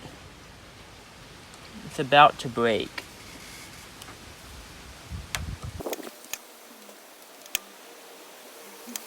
That's a tough zip tie right there. Come on. It's annoying. Wow. Crazy. Just trying to... I definitely don't want to pinch the cable. There we go. Yay, we got it. Okay, that's free now. Thank goodness. Hopefully we can just... Yep. Pull it right out. Okay. Carburetor is now free. You guys can't really see that well. So I think what I'm going to do, since I spent a long time getting that, I'm going to take it over there, take it apart, and poke out the inside of the jets, which we will need to do, and maybe wipe some of it off, and try to speed that up, and then, yeah, we'll reassemble it all.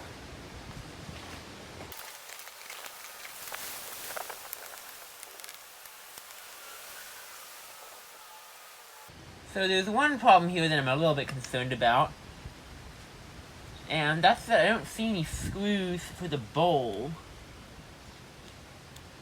Like to take the bowl off. So I'm not exactly sure. Maybe there's a chance there is a chance that this bowl is just held on via the solenoid. So I'm going to take that solenoid off. This is my carb cleaning wire. It's very thin. So if we do get this open, which I'm not sure if we will, but let's see.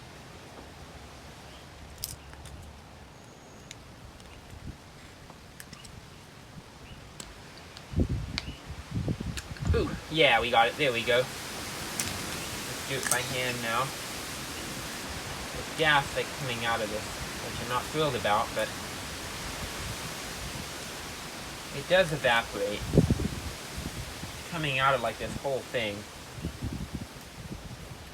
I think we almost got it.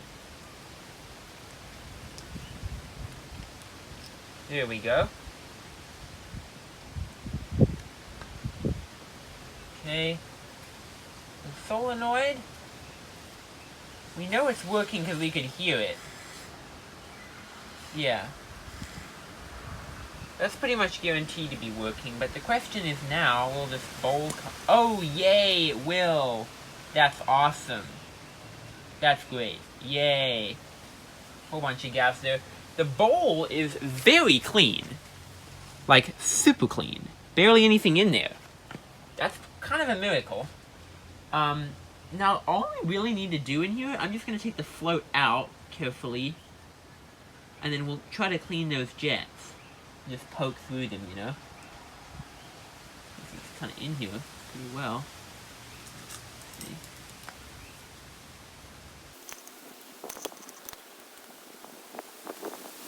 That's pretty in there. Interesting. Try from this side. Sometimes these only want to come out one way. That's something that happens sometimes.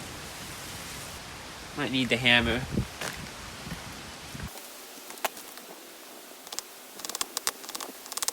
That's pretty in there. I'm just going to choke it so I can lay it flat.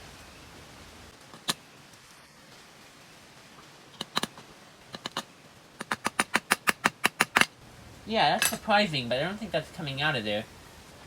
I mean, I can see visibly that the needle is working. I guess I can just try to shortcut and just poke through this myself just without taking the float out.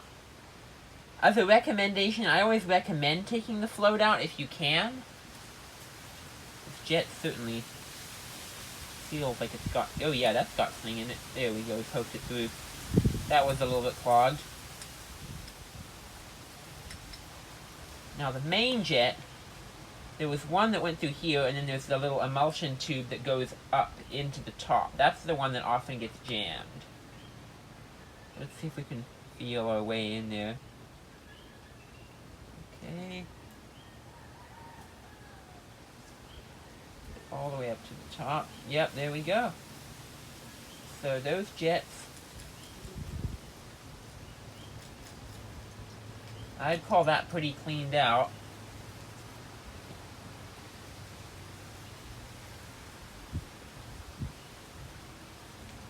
There wasn't much in there, to be honest. Let's put it all back together. And I guess we'll hope that that did something. Didn't seem to visibly do much.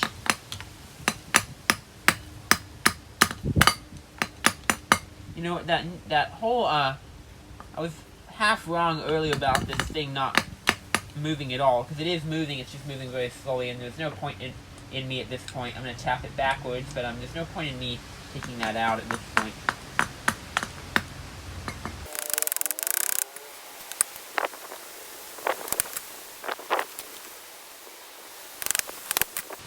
Yep, that worked.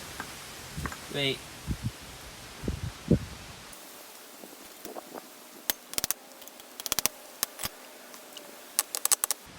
That's right in the middle, I'd call it. So, yeah, let's put the bowl back on and go ahead and reassemble it.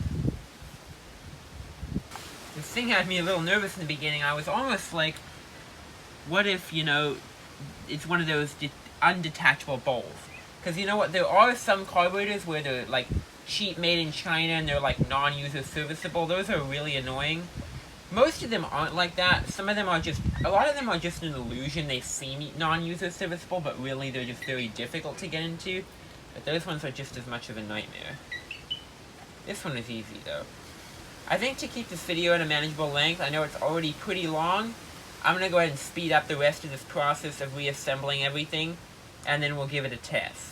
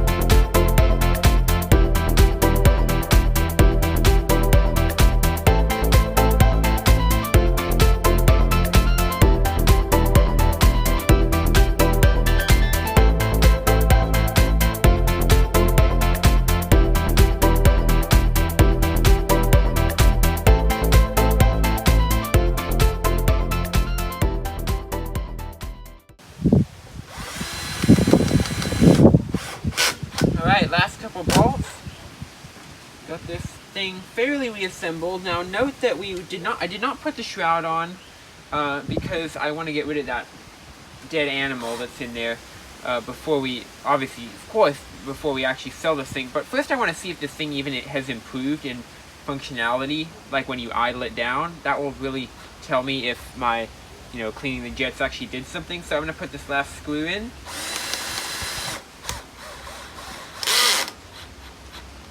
And we should be ready for a test. Obviously everything will still run correctly. I got the solenoid wired up. I did not even put it through the, because I didn't even want to put it through the whole thing where there was that dead mouse. So I just hooked it up externally. Got all the lines connected. The linkage is hooked up. You guys probably saw all that. So it's actually getting dark out here now. But we're going to give this thing a test. I gotta go get the battery for it because I took the battery up to charge it because if you remember it was dead. I was gonna, I left it for a few days and then I was like, okay, why not charge it? I'm not using this thing, I just want to get the battery charged up for next time. So let me go around and get that battery. We'll go ahead and install that and then we can test it. I'm really excited.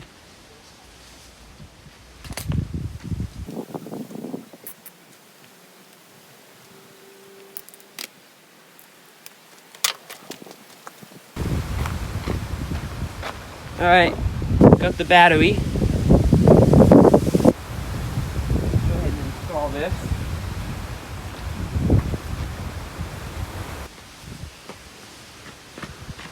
I brought a light, just so you guys can see a little better.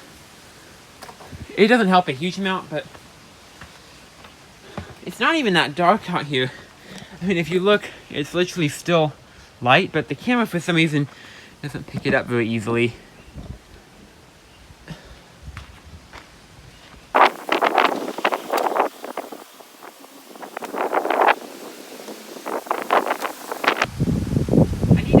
Lubricant on this bolt here at some point because it's pretty squeaky and also just stiff to move compared to the other one. Let's tighten these down.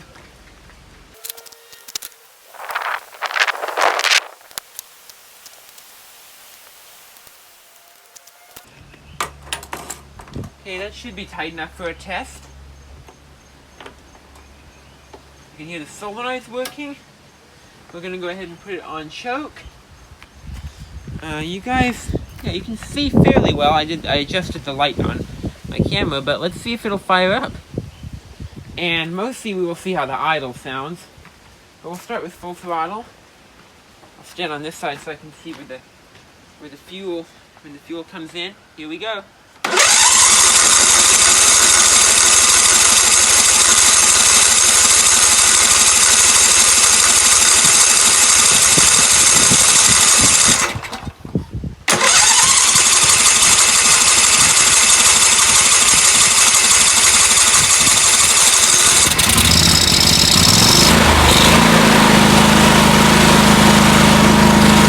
Got it started. Now let's check the idle.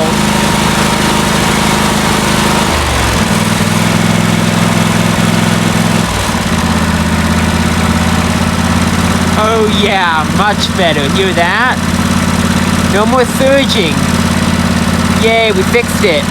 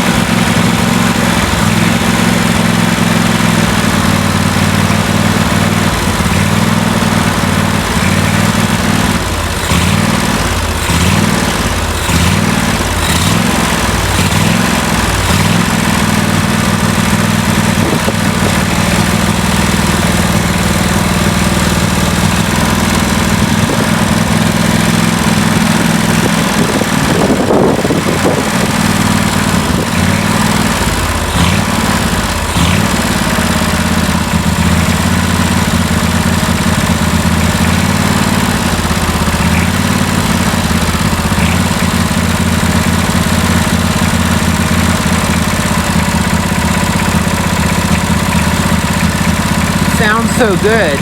One thing I did notice is it seems to run best on choke. I don't know why that is. I'll take it off choke for you now and you can hear it. It's not horrible, it just doesn't sound as good.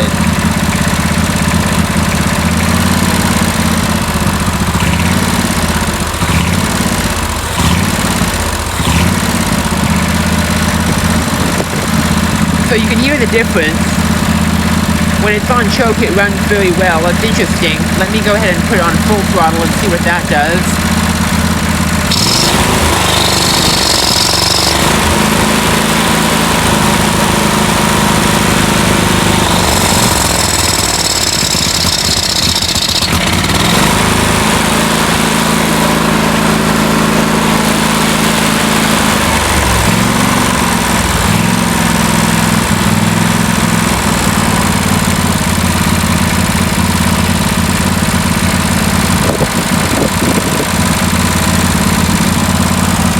Yeah, so it doesn't like full throttle on choke, but it likes choke when you're on idle.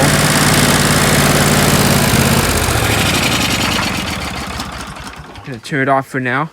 I will work on it probably more sometime in the next few days. I'm not sure. Good thing I didn't clean it up. I mean, good thing I didn't put the shroud on and everything. 'Cause it's gonna need a little more, probably a little more messing around. I will definitely do some research, but unfortunately it's getting dark and I'm gonna have to put all this away. I'm certainly happy with where it's at though, most certainly happy. I was actually going to charge the battery a little bit more. It wasn't actually fully charged, but obviously you saw it cranked it for like, how many seconds is that? No, but a long time. You saw it cranked it like a good amount of time. So the battery certainly got its cold cranking amps back. Don't know how many seconds that was. People say cold cranking amps are I think it's maintaining 7.2 volts for 30 seconds. Maintaining at least 7.2, so it's better, you know, if not more. If not better is what I'm trying to say, but yeah, that battery seemed to work great, and obviously the Mower's alternator is pretty strong in this thing as well. It seems to, even when the battery's dead, it seems to bring a little bit of life into it. Obviously I explained this way back in the video, but my trickle charger / battery charger machine up at the house is way more effective at reviving any kind of lead acid battery, but it even supports AGM batteries, not that I haven't really used that. So anyways, I'm going to say goodbye for now. And we will work on it more another time. I might just, chances are I'm just going to work on it off camera and just update you with the guys with the success, because the point is you guys saw what I did. You guys understand the whole, you know, point, and what the process is. There's not much else to show, and if I figure something else out, I'll probably just explain it to you additionally. So yeah, that's it for this part of the video, and continuing on later. Alright guys, so I have a little bit of a horrible story to tell you guys that happened with this mower, an incident that happened with this mower earlier this morning, pretty recently actually.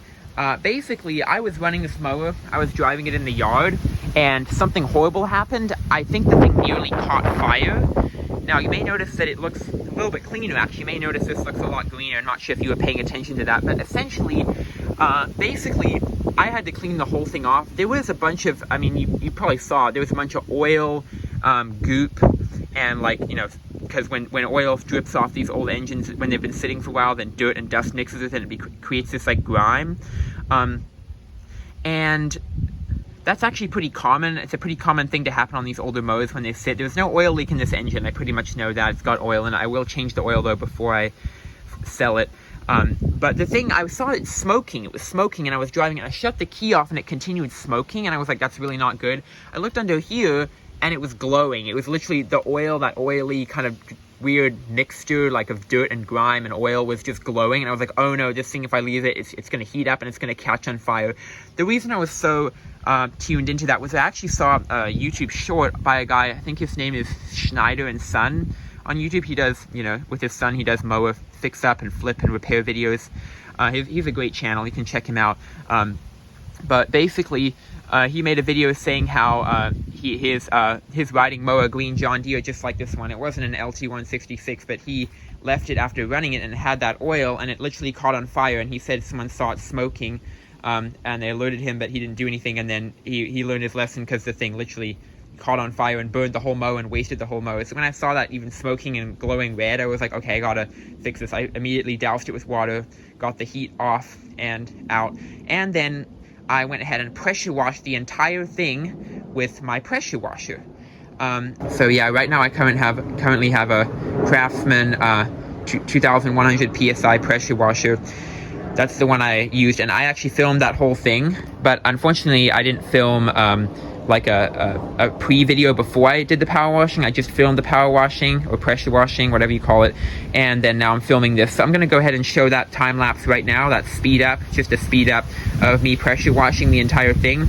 I got it looking nice and clean, and so I'm gonna go ahead and show that right now, and then we'll jump straight back into what's next for this mower. Alright, let's get to cleaning this thing. Detail out the whole thing, make it look really nice. Let's see what we can do.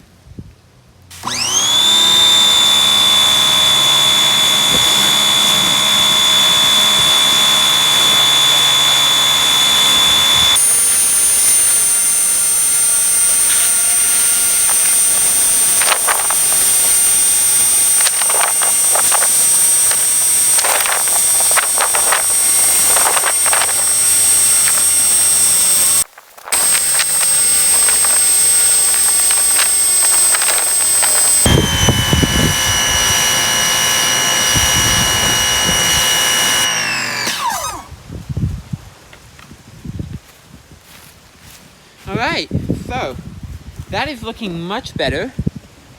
I used the pressure washer, as you saw. That was a speed up of like 30 minutes, maybe a little more. Pretty much deep cleaned this thing. Made sure to obviously get completely in that by that exhaust pipe where there was that little brief scare earlier.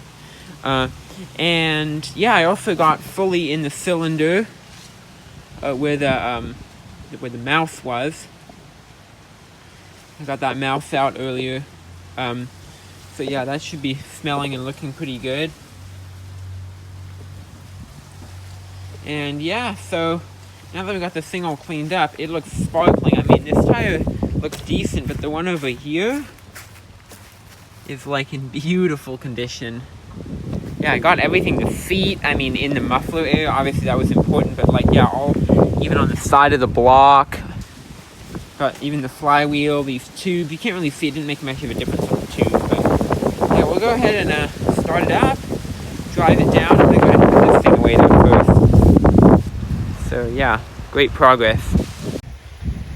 Alright guys, It's kind of a while later, several days later. I forget the last time I videoed. I have been so busy with projects.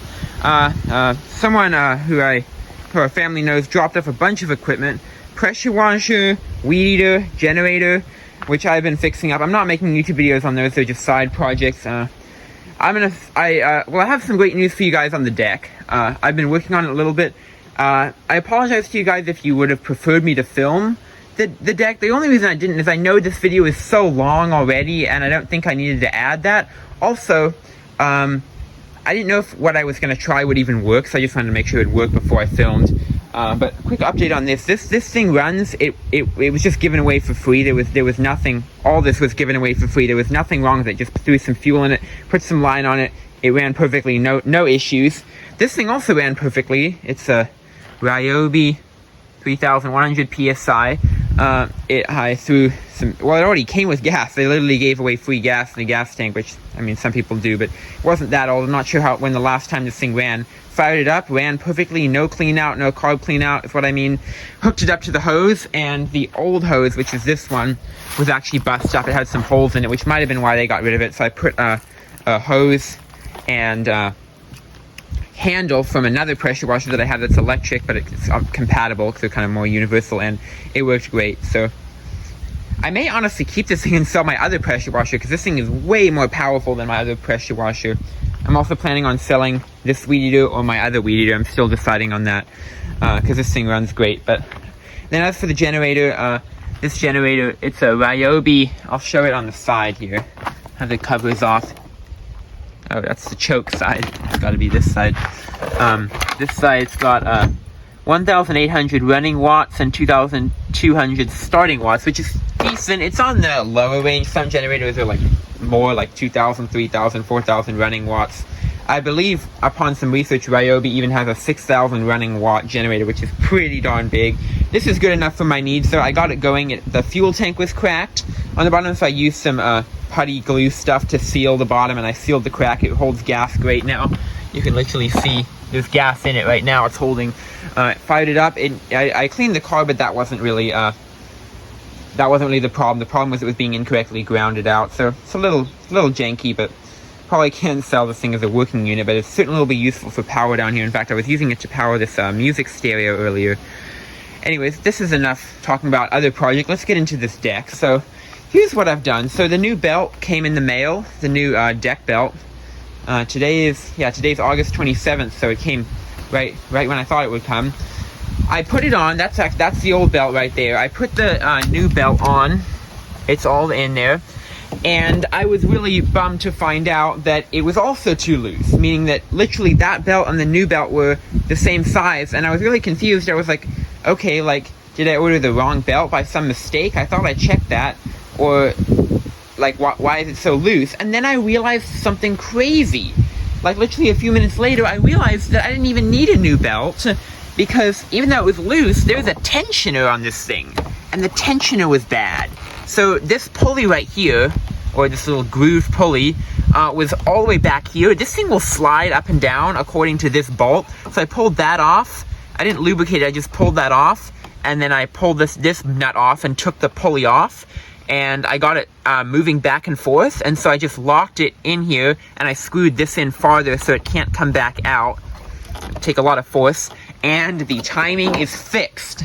And so that is the new belt. I'm not sure. I'm still debating in my own mind whether I will return the new belt, because I still can. I think you can return it for 30 days as long as it's not damaged. I'm just gonna zoom out. I want to show you guys this deck here and how the timing works perfectly. Probably, guys, I should probably put you guys on the tripod.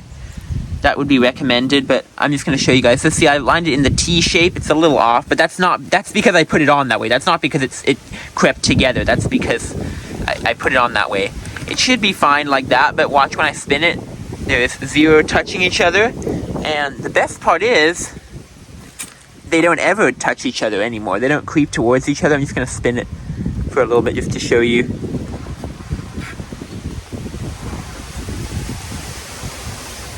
Yeah, by now on the old belt, or the old pulley system, I think I should say, not the belt. The belt was actually probably never the fault. By now it would have definitely been creeping together, but would you look at that? It's exactly the same.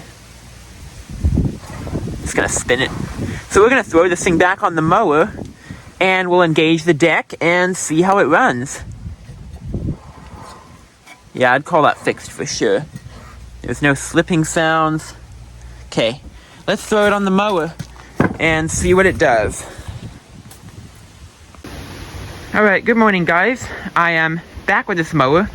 Got the deck on this thing, but I feel like I should explain a little bit of something to you guys. So yesterday, I apologize for not, well, you guys wouldn't really know anything, but I know I say that a lot. But yesterday, I thought I was gonna have the deck on. I got it nearly on. I got it one step away from being completely mounted. And then I realized that when I disassembled the deck, or took it off a couple weeks back, when you might have seen, I don't know if I showed in the video, I rested all the pins here, and in the background, while I had the deck off, I drove this thing around the yard, and one of the pins, I didn't take them off there, which I know that sounds really dumb, but sometimes I don't always make the best decisions. I didn't put them all fully away. I thought they were resting there, it would be fine. But one of them fell off, essentially, and I thought it was lost permanently. So I was getting ready. I was going to go to the hardware store. I thought, or maybe buy one on Amazon. I looked on Amazon this morning for one. Then I came out here, and I wasn't even looking for that pin. And I'll show you what I'm even talking about. It's this thing, not the cotter pin, but this pin right here. This pin, I had the one for the other side, but this one was missing, and I found it. I was looking down on the floor, not purposely, and it was sitting right here. I felt so silly, and I did look for it because I thought it might have fallen off the mower over here. So I looked everywhere here for it, couldn't find it. So finally, it's a miracle to me that I even saw that and that I didn't see it, and that I thought it was lost forever somewhere in this yard or down here. But yeah, I got it on here. So now the deck literally works perfectly. So it's a little hard to show with one hand, but if I zoom out, basically how it works is you push this in and you pull down, and then when you turn that lever, it makes the deck raise and lower. I also yesterday, I didn't say this on camera, but yesterday when I got the package with the new deck belt, which is still on there, and you saw that I tensioned the thing, I explained that in that same package that I got in the mail also came a head gasket for this engine, which did not fix the problem. So this one's a work in progress. This is that D110. There's the hood. I've been working on it for weeks now, and yeah, I can't get the thing running, so that's a work in progress. But this thing is nearly ready to be flipped, which is awesome. This thing is nearly ready to be sold. I'm not sure. I'm gonna have to put the shroud back on, which I kept all the parts over there, and I was smart this time. Once I saw that I'd lost everything on here, because at that point I had seen it, I put away in a little jar, have it right here, all the bolts and nuts are in here. I hope all of them. That's a lot of bolts and nuts right there. I had those all, and those are all for the shroud and mounting this other little plate, that plate, and that plate. This whole thing is separate. We got that thing, we got this thing here. So yeah, we're gonna mount those up. Obviously, I know I explained I got this whole thing cleaned up. You guys saw that. So yeah, and that is it for this little video. I guess I'll get all that mounted. That'll probably be the next step. Not sure when I'll get to that today. I got a few other things to do around here. Been pretty busy lately. But yeah, so I guess I'll put that over here for when I next work on it. And also I wanted to mention I had the battery out of it. I put the battery in that mower when I was working on it yesterday, and that mower cranked it and drained the battery, because I guess it drew a lot of amps, and it cranked fine, and the battery just wasted and drained down. So I got it charged up at the deck, up at the top of the yard up there. So I'll bring it down here. I'll do that off camera. You guys saw me install a battery already in this video. And we'll install it and just make sure it works. I'll do that all off camera. I may do a time-lapse speed-up thing of me putting this on. Not sure about that yet. And then, yeah, we'll be almost good to go. Alright guys, so it's basically nearly the end of the same day that I filmed last for you guys, so earlier this morning. We're gonna go ahead, I'm gonna do a quick speed up, and I'm gonna basically just whip out the shroud top piece with all the bolts that I showed. We're gonna get all that pretty much hopefully put all back on, and yeah, I think because the engine's all clean, so yeah, let's get straight into reassembling this thing, and then I think it'll be almost ready for flipping. I mean, there's a few more things I'm going to do. Obviously, I'm going to have to change the oil, which I do have oil that I can put in. I believe those B-twins are usually like 2 quarts about, and single cylinders, from what I found, are typically 1/4 and 1/4 of a quart. I don't know what the real word for that is, but what I mean is just a regular quarter of a bottle. That's 1 quart, so 1/4 of a quart. Sounds weird to say, but yeah, that's how much it typically takes up to fill the one cylinder, single cylinders on the Briggs ones. I'm not sure how much it is for other engines, but this one, yeah, I think they say 2 quarts. It might need a little more than that. I have a bottle that I usually use for the 1/4 of a quart that it's nearly done because I've topped up a few other Briggs singles. But yeah, let's go ahead and get that top shroud on and all the other parts, including the little frames and stuff. I'm going to bring my tools over here and let's get started with that.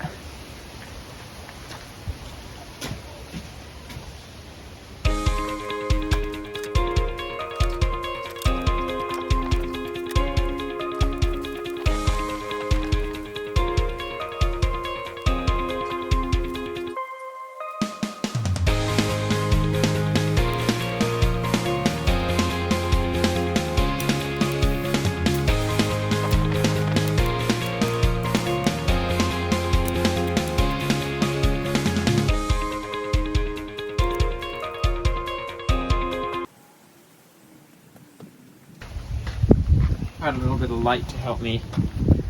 Getting kind of dark out here. I'm working.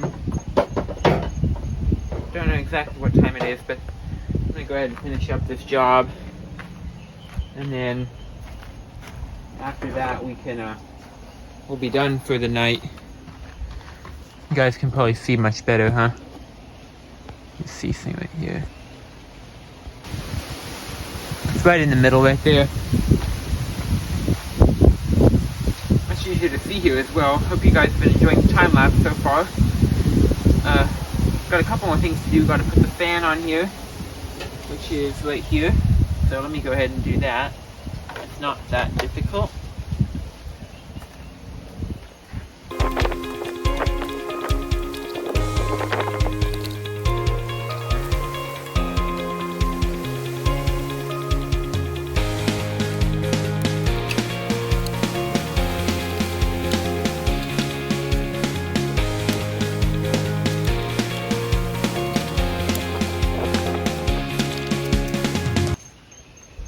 Alright, and I think we're looking pretty good. I did, let's just set my drill down. I did spin the flywheel over by hand. This thing is not rubbing on anything underneath, so that's great. And then this thing, I also got the screws in on this plate, so we're looking pretty reassembled. I think the last thing to do, I'm gonna obviously probably want to get a new one for this mower, but it's actually over here. Let me just get you guys over here. I set it over here. We're gonna grab the air filter. This thing is pretty messed up, but for now, I mean, it's better than nothing, right? And then there's one more this piece right here, the metal plate. So let's go ahead and put that thing on.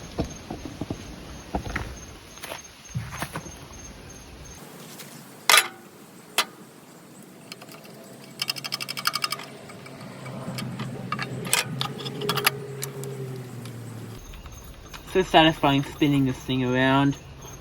I like it. Then we gotta lock it down tight. That's good. And then this thing, sometimes this thing likes to stick to stuff, so I'll put it there just because. But this thing will need a new air filter before I sell it. And I'll just put some of my tools away real quick. So I'm gonna just get the sockets away. Pretty quick pack up. I didn't take a lot of stuff out. And then there were a few bolts left. I think these are for the fuel pump possibly, so mess with that a little more off camera. I'm gonna give it a crank real quick. And just a short crank, make sure everything's running right. I kind of know it is already, but I'll just take you guys through it. I don't think we need chokes. Been running it recently. And here's the solenoid. Here we go.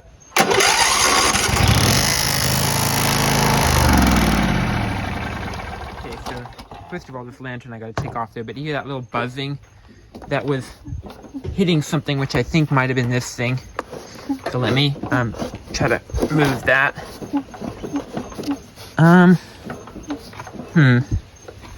Oh, you know, one of the things that the bolt also needs to go in is right there. It's probably one of the bolts is right there in that oil dipstick area. That needs to be secured in. And if I don't have a bolt for that, which I'm sure I do, I can just grab it out of my stash of a bunch of random bolts I've saved off things. So let me try that one more time. Go for low throttle, just make less noise. Okay, it's actually not doing it anymore. That's good.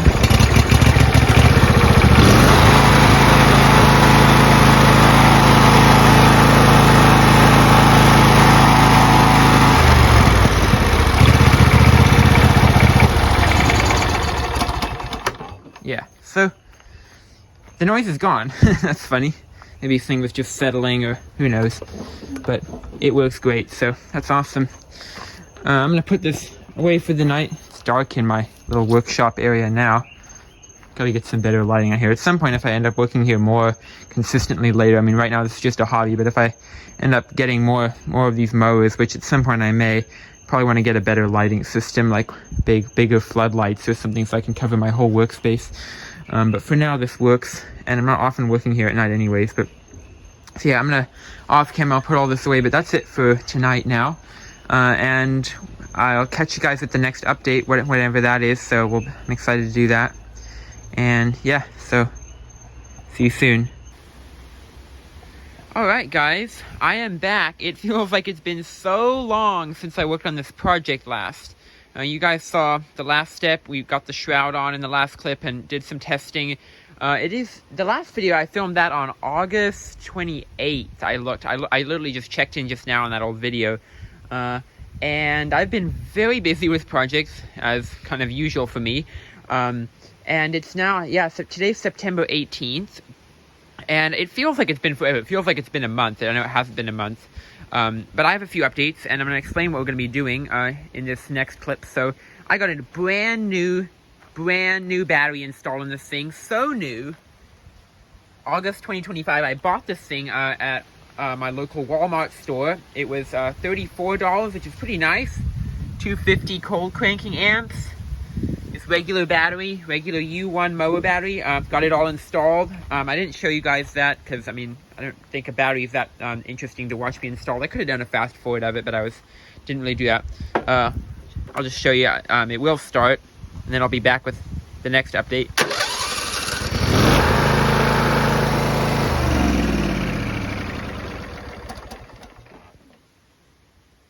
Yeah, so it runs.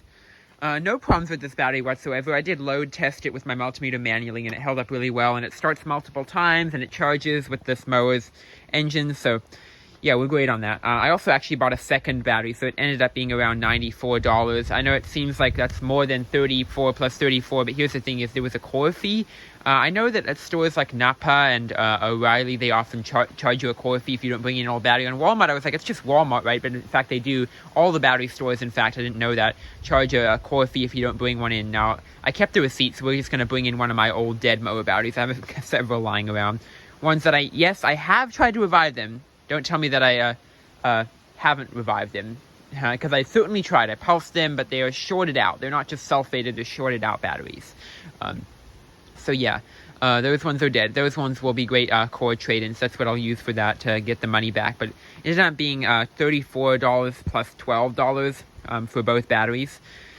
First, let me tell you what we're going to be doing in this next clip. In this next clip, we're going to be, I bought a brand new air filter for it. So, yeah, we're going to be putting the new air filter on, because this thing is nearly ready to sell. I know I mentioned that already. So yeah, we're going to be throwing this thing on. We also got a massive, some of this has been used, but this is a very full still, probably like right up to where my thumb is. Napa 10W30 motor oil, 5 quart.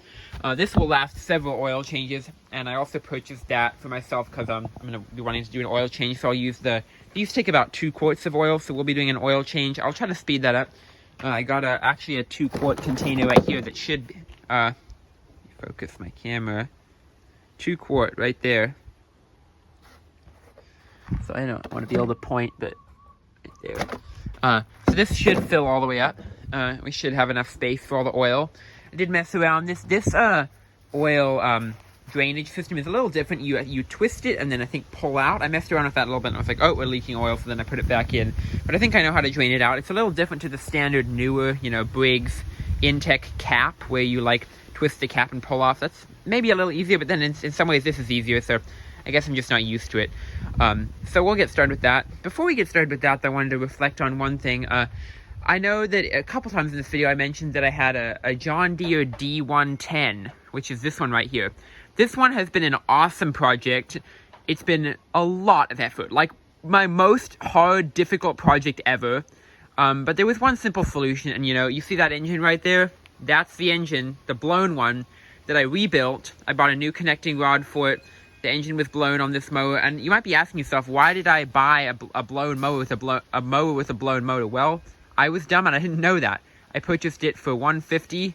I said in the beginning of this video, this one was $150 and this was $150, all from the same person, so they were both $300 total. Obviously wanting to make that money back, but this motor is blown. I invested yet more money in this John Deere D125 that was for sale for $100. Now I figured this was worth it because it had perfectly good back tires that hold air, and these brand new I was going to have to replace on this one anyways because they go flat. And they were 127 or more brand new for a set of 2. So it's like for 100 you get a free V-twin. It was a V-twin. And you might be thinking, oh, this John Deere is a single cylinder, you know, how do you put a V-twin in a single cylinder one? It sounds so difficult. It's not. I know it can be. I'm not saying it's not. I'm not saying it's never. But a John Deere V-twin right here, I installed it, fits beautifully. The hood clearance closes. That's one issue that can happen when swapping engines. The kill switch, by some miracle, lines up perfectly. All the wiring just plugs right in. I put a new air filter on this one already. I'm about to change the oil, but that won't be in this video. Also a brand new mower battery. I know I mentioned I bought 2. Same exact battery, same store as that one. I don't really need to start this one in this video for you guys, but just so you know, this swap ended up working out perfectly fine. The fuel lines line up. Everything lines up just how it should. The fuel pump. And now we just got this old frame here, and I took the transmission off there as well, and something went wrong with the removal while I was moving it. So this one is sort of useless, but it still works. And you might be asking why I took it off, and that's because I thought this one was broken, and it ended up just having, the transmission wasn't blown, it just, the key, I felt so dumb. The key was missing from the wheel, so it was just spinning in the wheel, whoever had messed with it before. So I just pulled the one wheel off there. Obviously this one holds air beautifully, and so does this one, but this is a much wider one. If you look from the back, this one's a lot wider than the other one. I think it's a 20x10 instead of 20x8, like the normal. It's a Craftsman tire. You can tell if it's got the gray rib or something like an MTD mower, not sure which one. And so I'll put that one on here before I sell it. This thing's beautiful. I'm not going to start it, but you can see. Yeah, super nice mower. Even threw a mowing deck on it. I'm not sure if I'm going to sell it with the mowing deck. I was thinking about putting a little bit of spray paint of John Deere yellow over this deck. I did sand it, you might be able to tell. It's fairly rusty though, and I feel like it almost detracts from the value of this mower because this mower is in such nice condition. I did pressure wash it with my pressure washer over there. Yeah, let's get back to this one. This is the focus of this video. So let's go ahead and do that oil change real quick, and then we'll throw the air filter on, and then that'll be the next couple steps until we sell it. Next, we're on our way to getting this thing sold. So let's start with the oil change. I'm going to put you guys on the camera, and we're going to do a speed up. I'm going to start draining the oil. I'll speed that up, and then once that's all drained, we'll cap it, pop the new oil in. I'll just check the dipstick until it's full, like normal, and then we'll continue from there.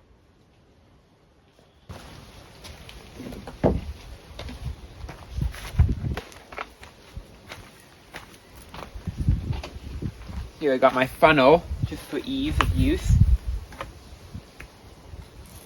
I don't really care if this funnel is super dirty. I actually have 2 of these funnels. But let's go ahead and start draining this oil. Make sure it goes in, so I'll do that. And here we go. So we're gonna twist. And pull. Here it comes. Oh. Got it. This stuff can certainly be messy. So yeah, let's speed this up. All the oil, we'll let all the oil drain out. The full filled up oil on these V-twins is typically I think it's like typically 2 quarts, 1.9 to 2 quarts, but there might not be, often oil becomes low on older engines, and sadly, not a lot of people maintain these things. People don't often check the oil, and these Briggs, they can survive.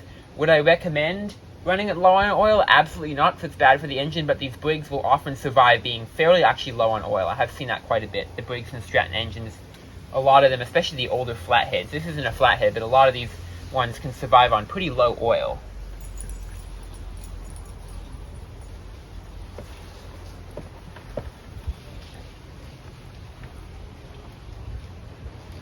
I'm going to set this up and we'll let it all drain out. Unfortunately, I can't tip the mower, so I can't accelerate the draining process. I actually can tip it slightly, but...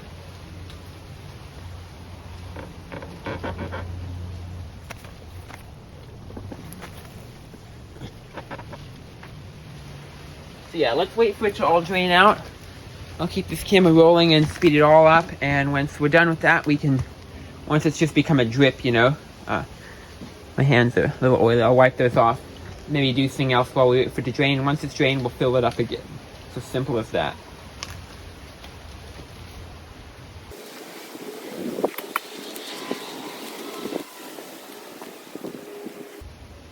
Oh, and one very important thing that I forgot to mention as well, I am changing the oil filter on this mower as well. So we're not just changing the oil. You guys might have been thinking that actually you're going to change the oil filter. Yes, I am. I have a brand new oil filter right here. Actually, I'll open it up since we're in the process of changing the oil right here. This is kind of a universal Briggs & Stratton oil filter, maybe even for other mowers. It's got the regular screw kind. And a while back when I got this mower, I actually think I purposely tested the tightness of the oil filter on the side, and it is actually pretty loose, I seem to remember, although I've ran it quite a bit since then, and I haven't checked it since then. But yeah, this thing is in pretty good shape. It's pretty good, so I'll keep that aside, try not to get it too dirty, and once that oil's done draining out, I'll keep monitoring it, make sure the the cup, or it's not really a jar, it's the container, plastic container doesn't overload, although I doubt it will. I highly doubt it will. Let's see where it's at now. You know, we're like just like the oil drain, by the way, is becoming really low as well, but I'm concerned. I wish I could tip the engine. It's hard to do that while holding. I know I mentioned that already. It's hard to do that while holding the thing so it doesn't fall over. It's like not even a quarter of the way full, so we're good on that. I'll let it drain as much as it wants to, or as much as I feel comfortable letting it all out. Let's keep this around, and I'll continue to speed up the process for you guys. I'll be back when I think it's best to start refilling.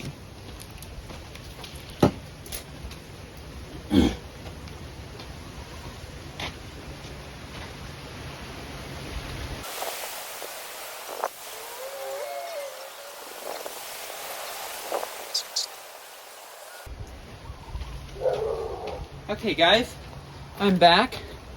Let's go ahead and check the oil. I believe it's almost done. And looks like we're done. I don't see any, there's no stream, it's just a tiny weak drip, so we should be good. And if that's truly how much oil was in there, I'm surprised this thing stayed running. I'm about to show you guys. First, I just want to make sure we can't get any more oil out. So it's best with these engines to try to get the most old oil out as you can. And it looks like this is going to be it for now, because I don't think I can tip this thing. And I don't really want to try, because I don't want to break anything. So let's take a look at what we got. Our oil collection. I'm not even worried a bit about leaving the cap off or undone, because there's literally nothing else to pull out. It's all the way done. So we had this much oil. I'll take my funnel out. I will put the cap on this stuff, but first, that's barely anything. Barely anything. And it was running on that, which is definitely shows, I mean, it's pretty much a testament to Briggs' durability. You know, that's not enough oil. That is certainly not enough. It might be a quarter full, but it's not enough. We're close. Anyways, okay, let's pour the new oil in now. Start pouring it in. Take the dipstick out. Also gonna grab myself a bit of paper towel so I can clean off that dipstick. Bit of fresh paper towel. Typically only really need like one piece like this for a bunch of dipstick cleans, because typically you're checking this a whole bunch. I'll do the first clean. I'll actually fast forward the rest of this, because is it really that interesting? No, not really. It's just filling oil, you know. So I'm actually going to push this in, and I'm going to cap it.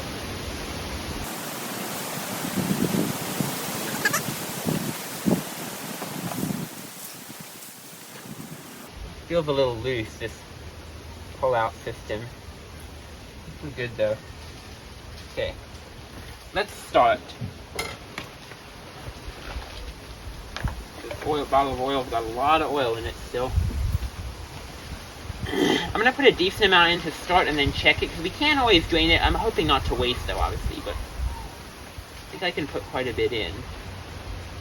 Like build up all the way to the top.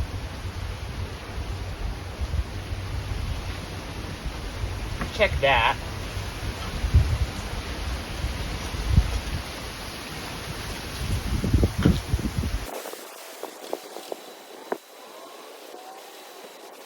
That was a false reading, because you know what happens on these dipsticks is when you push it in and out, the oil, you get fake readings, because the oil that's around on the inner side of the dipstick, I'm actually going to try to stick that in a little bit. Just careful not to shred any paper towel in there, but you can just wipe out the walls of the dipstick a little bit, because they rub off on the actual dipstick, the dipstick tube. You want to wipe the oil off that.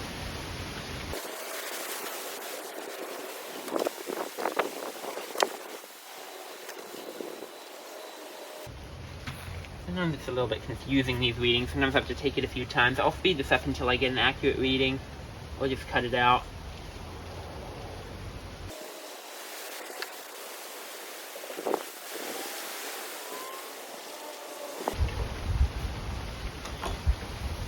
Yep, more still. On we go.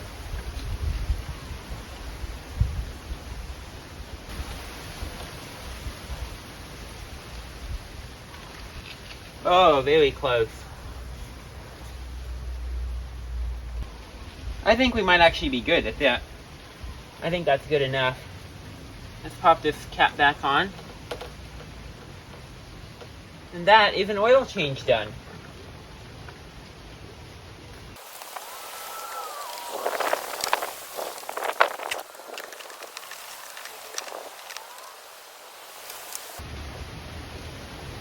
We're swapping the oil filter now.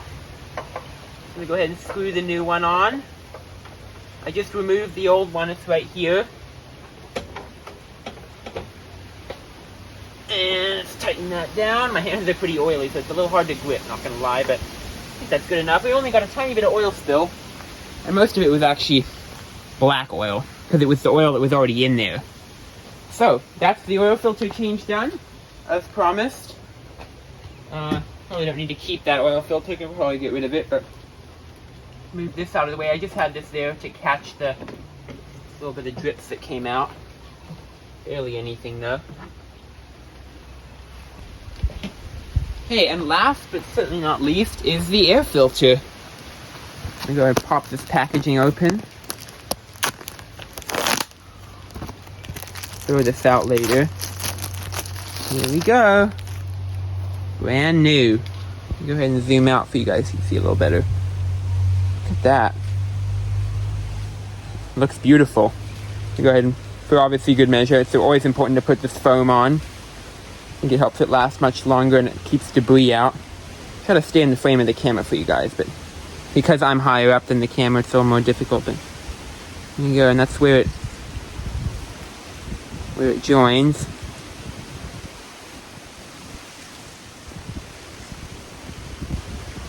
Okay, and that is that. Let's pop it on. This cap I know I screwed on pretty well. My oily fingers, gotta get it off.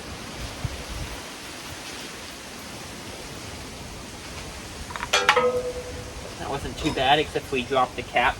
Here's the old oil filter. And this metal plate obviously stays, because it's what retains and holds the the air filter in place. Go ahead and pop that on. protector on. We'll screw that in.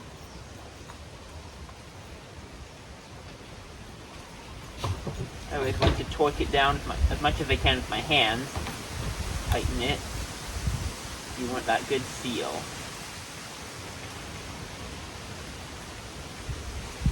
Okay, that's enough.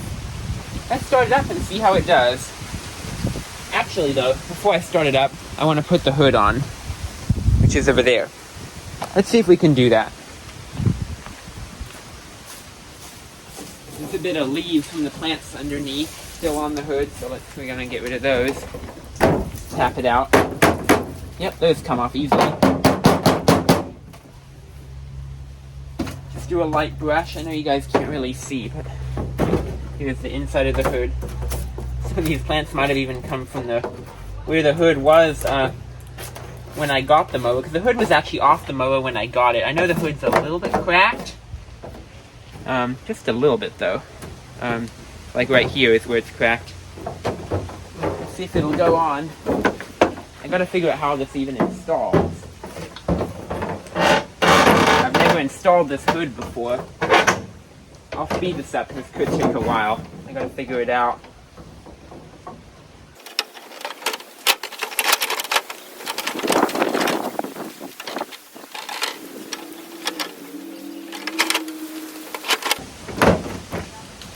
There we go, got it on. This side is a little funny though, because it doesn't exactly have a clip, but this side has a clip, and it looks really nice. Tiny bit out of alignment here. I'm gonna see if I can get that figured out. Just a bit of fiddling. There we go, that's much better. Oh, and it's also a combination of these two things actually, but that's pretty good, I'd say. This mower, I won't be able to sell unfortunately for as much as I don't think the other one. That's sorry, I zoomed out instead of in, but that one I think could sell for much more. I'm not sure how much I'll charge for this one, but I probably will let you guys know what I end up originally charging, and possibly if it ends up selling, but I might end this video and just update you guys on my channel using a post feature. So check for that if you're watching this like a month after this video is posted, because I might talk about what I sold it for, because I plan to do that. So, looks pretty good. It actually looks like a pretty nice looking little lawn tractor right there. With its new front tires, its fixed timing issue on the deck. These rear tires hold air, but they're a little low.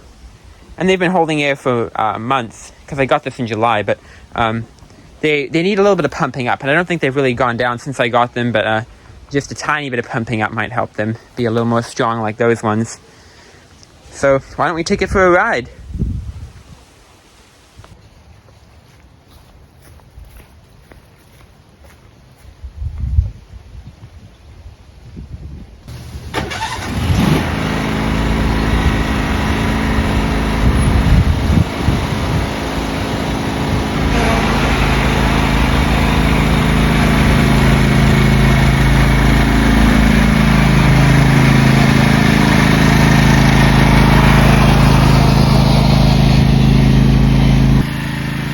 Let's do a bit of mowing with it.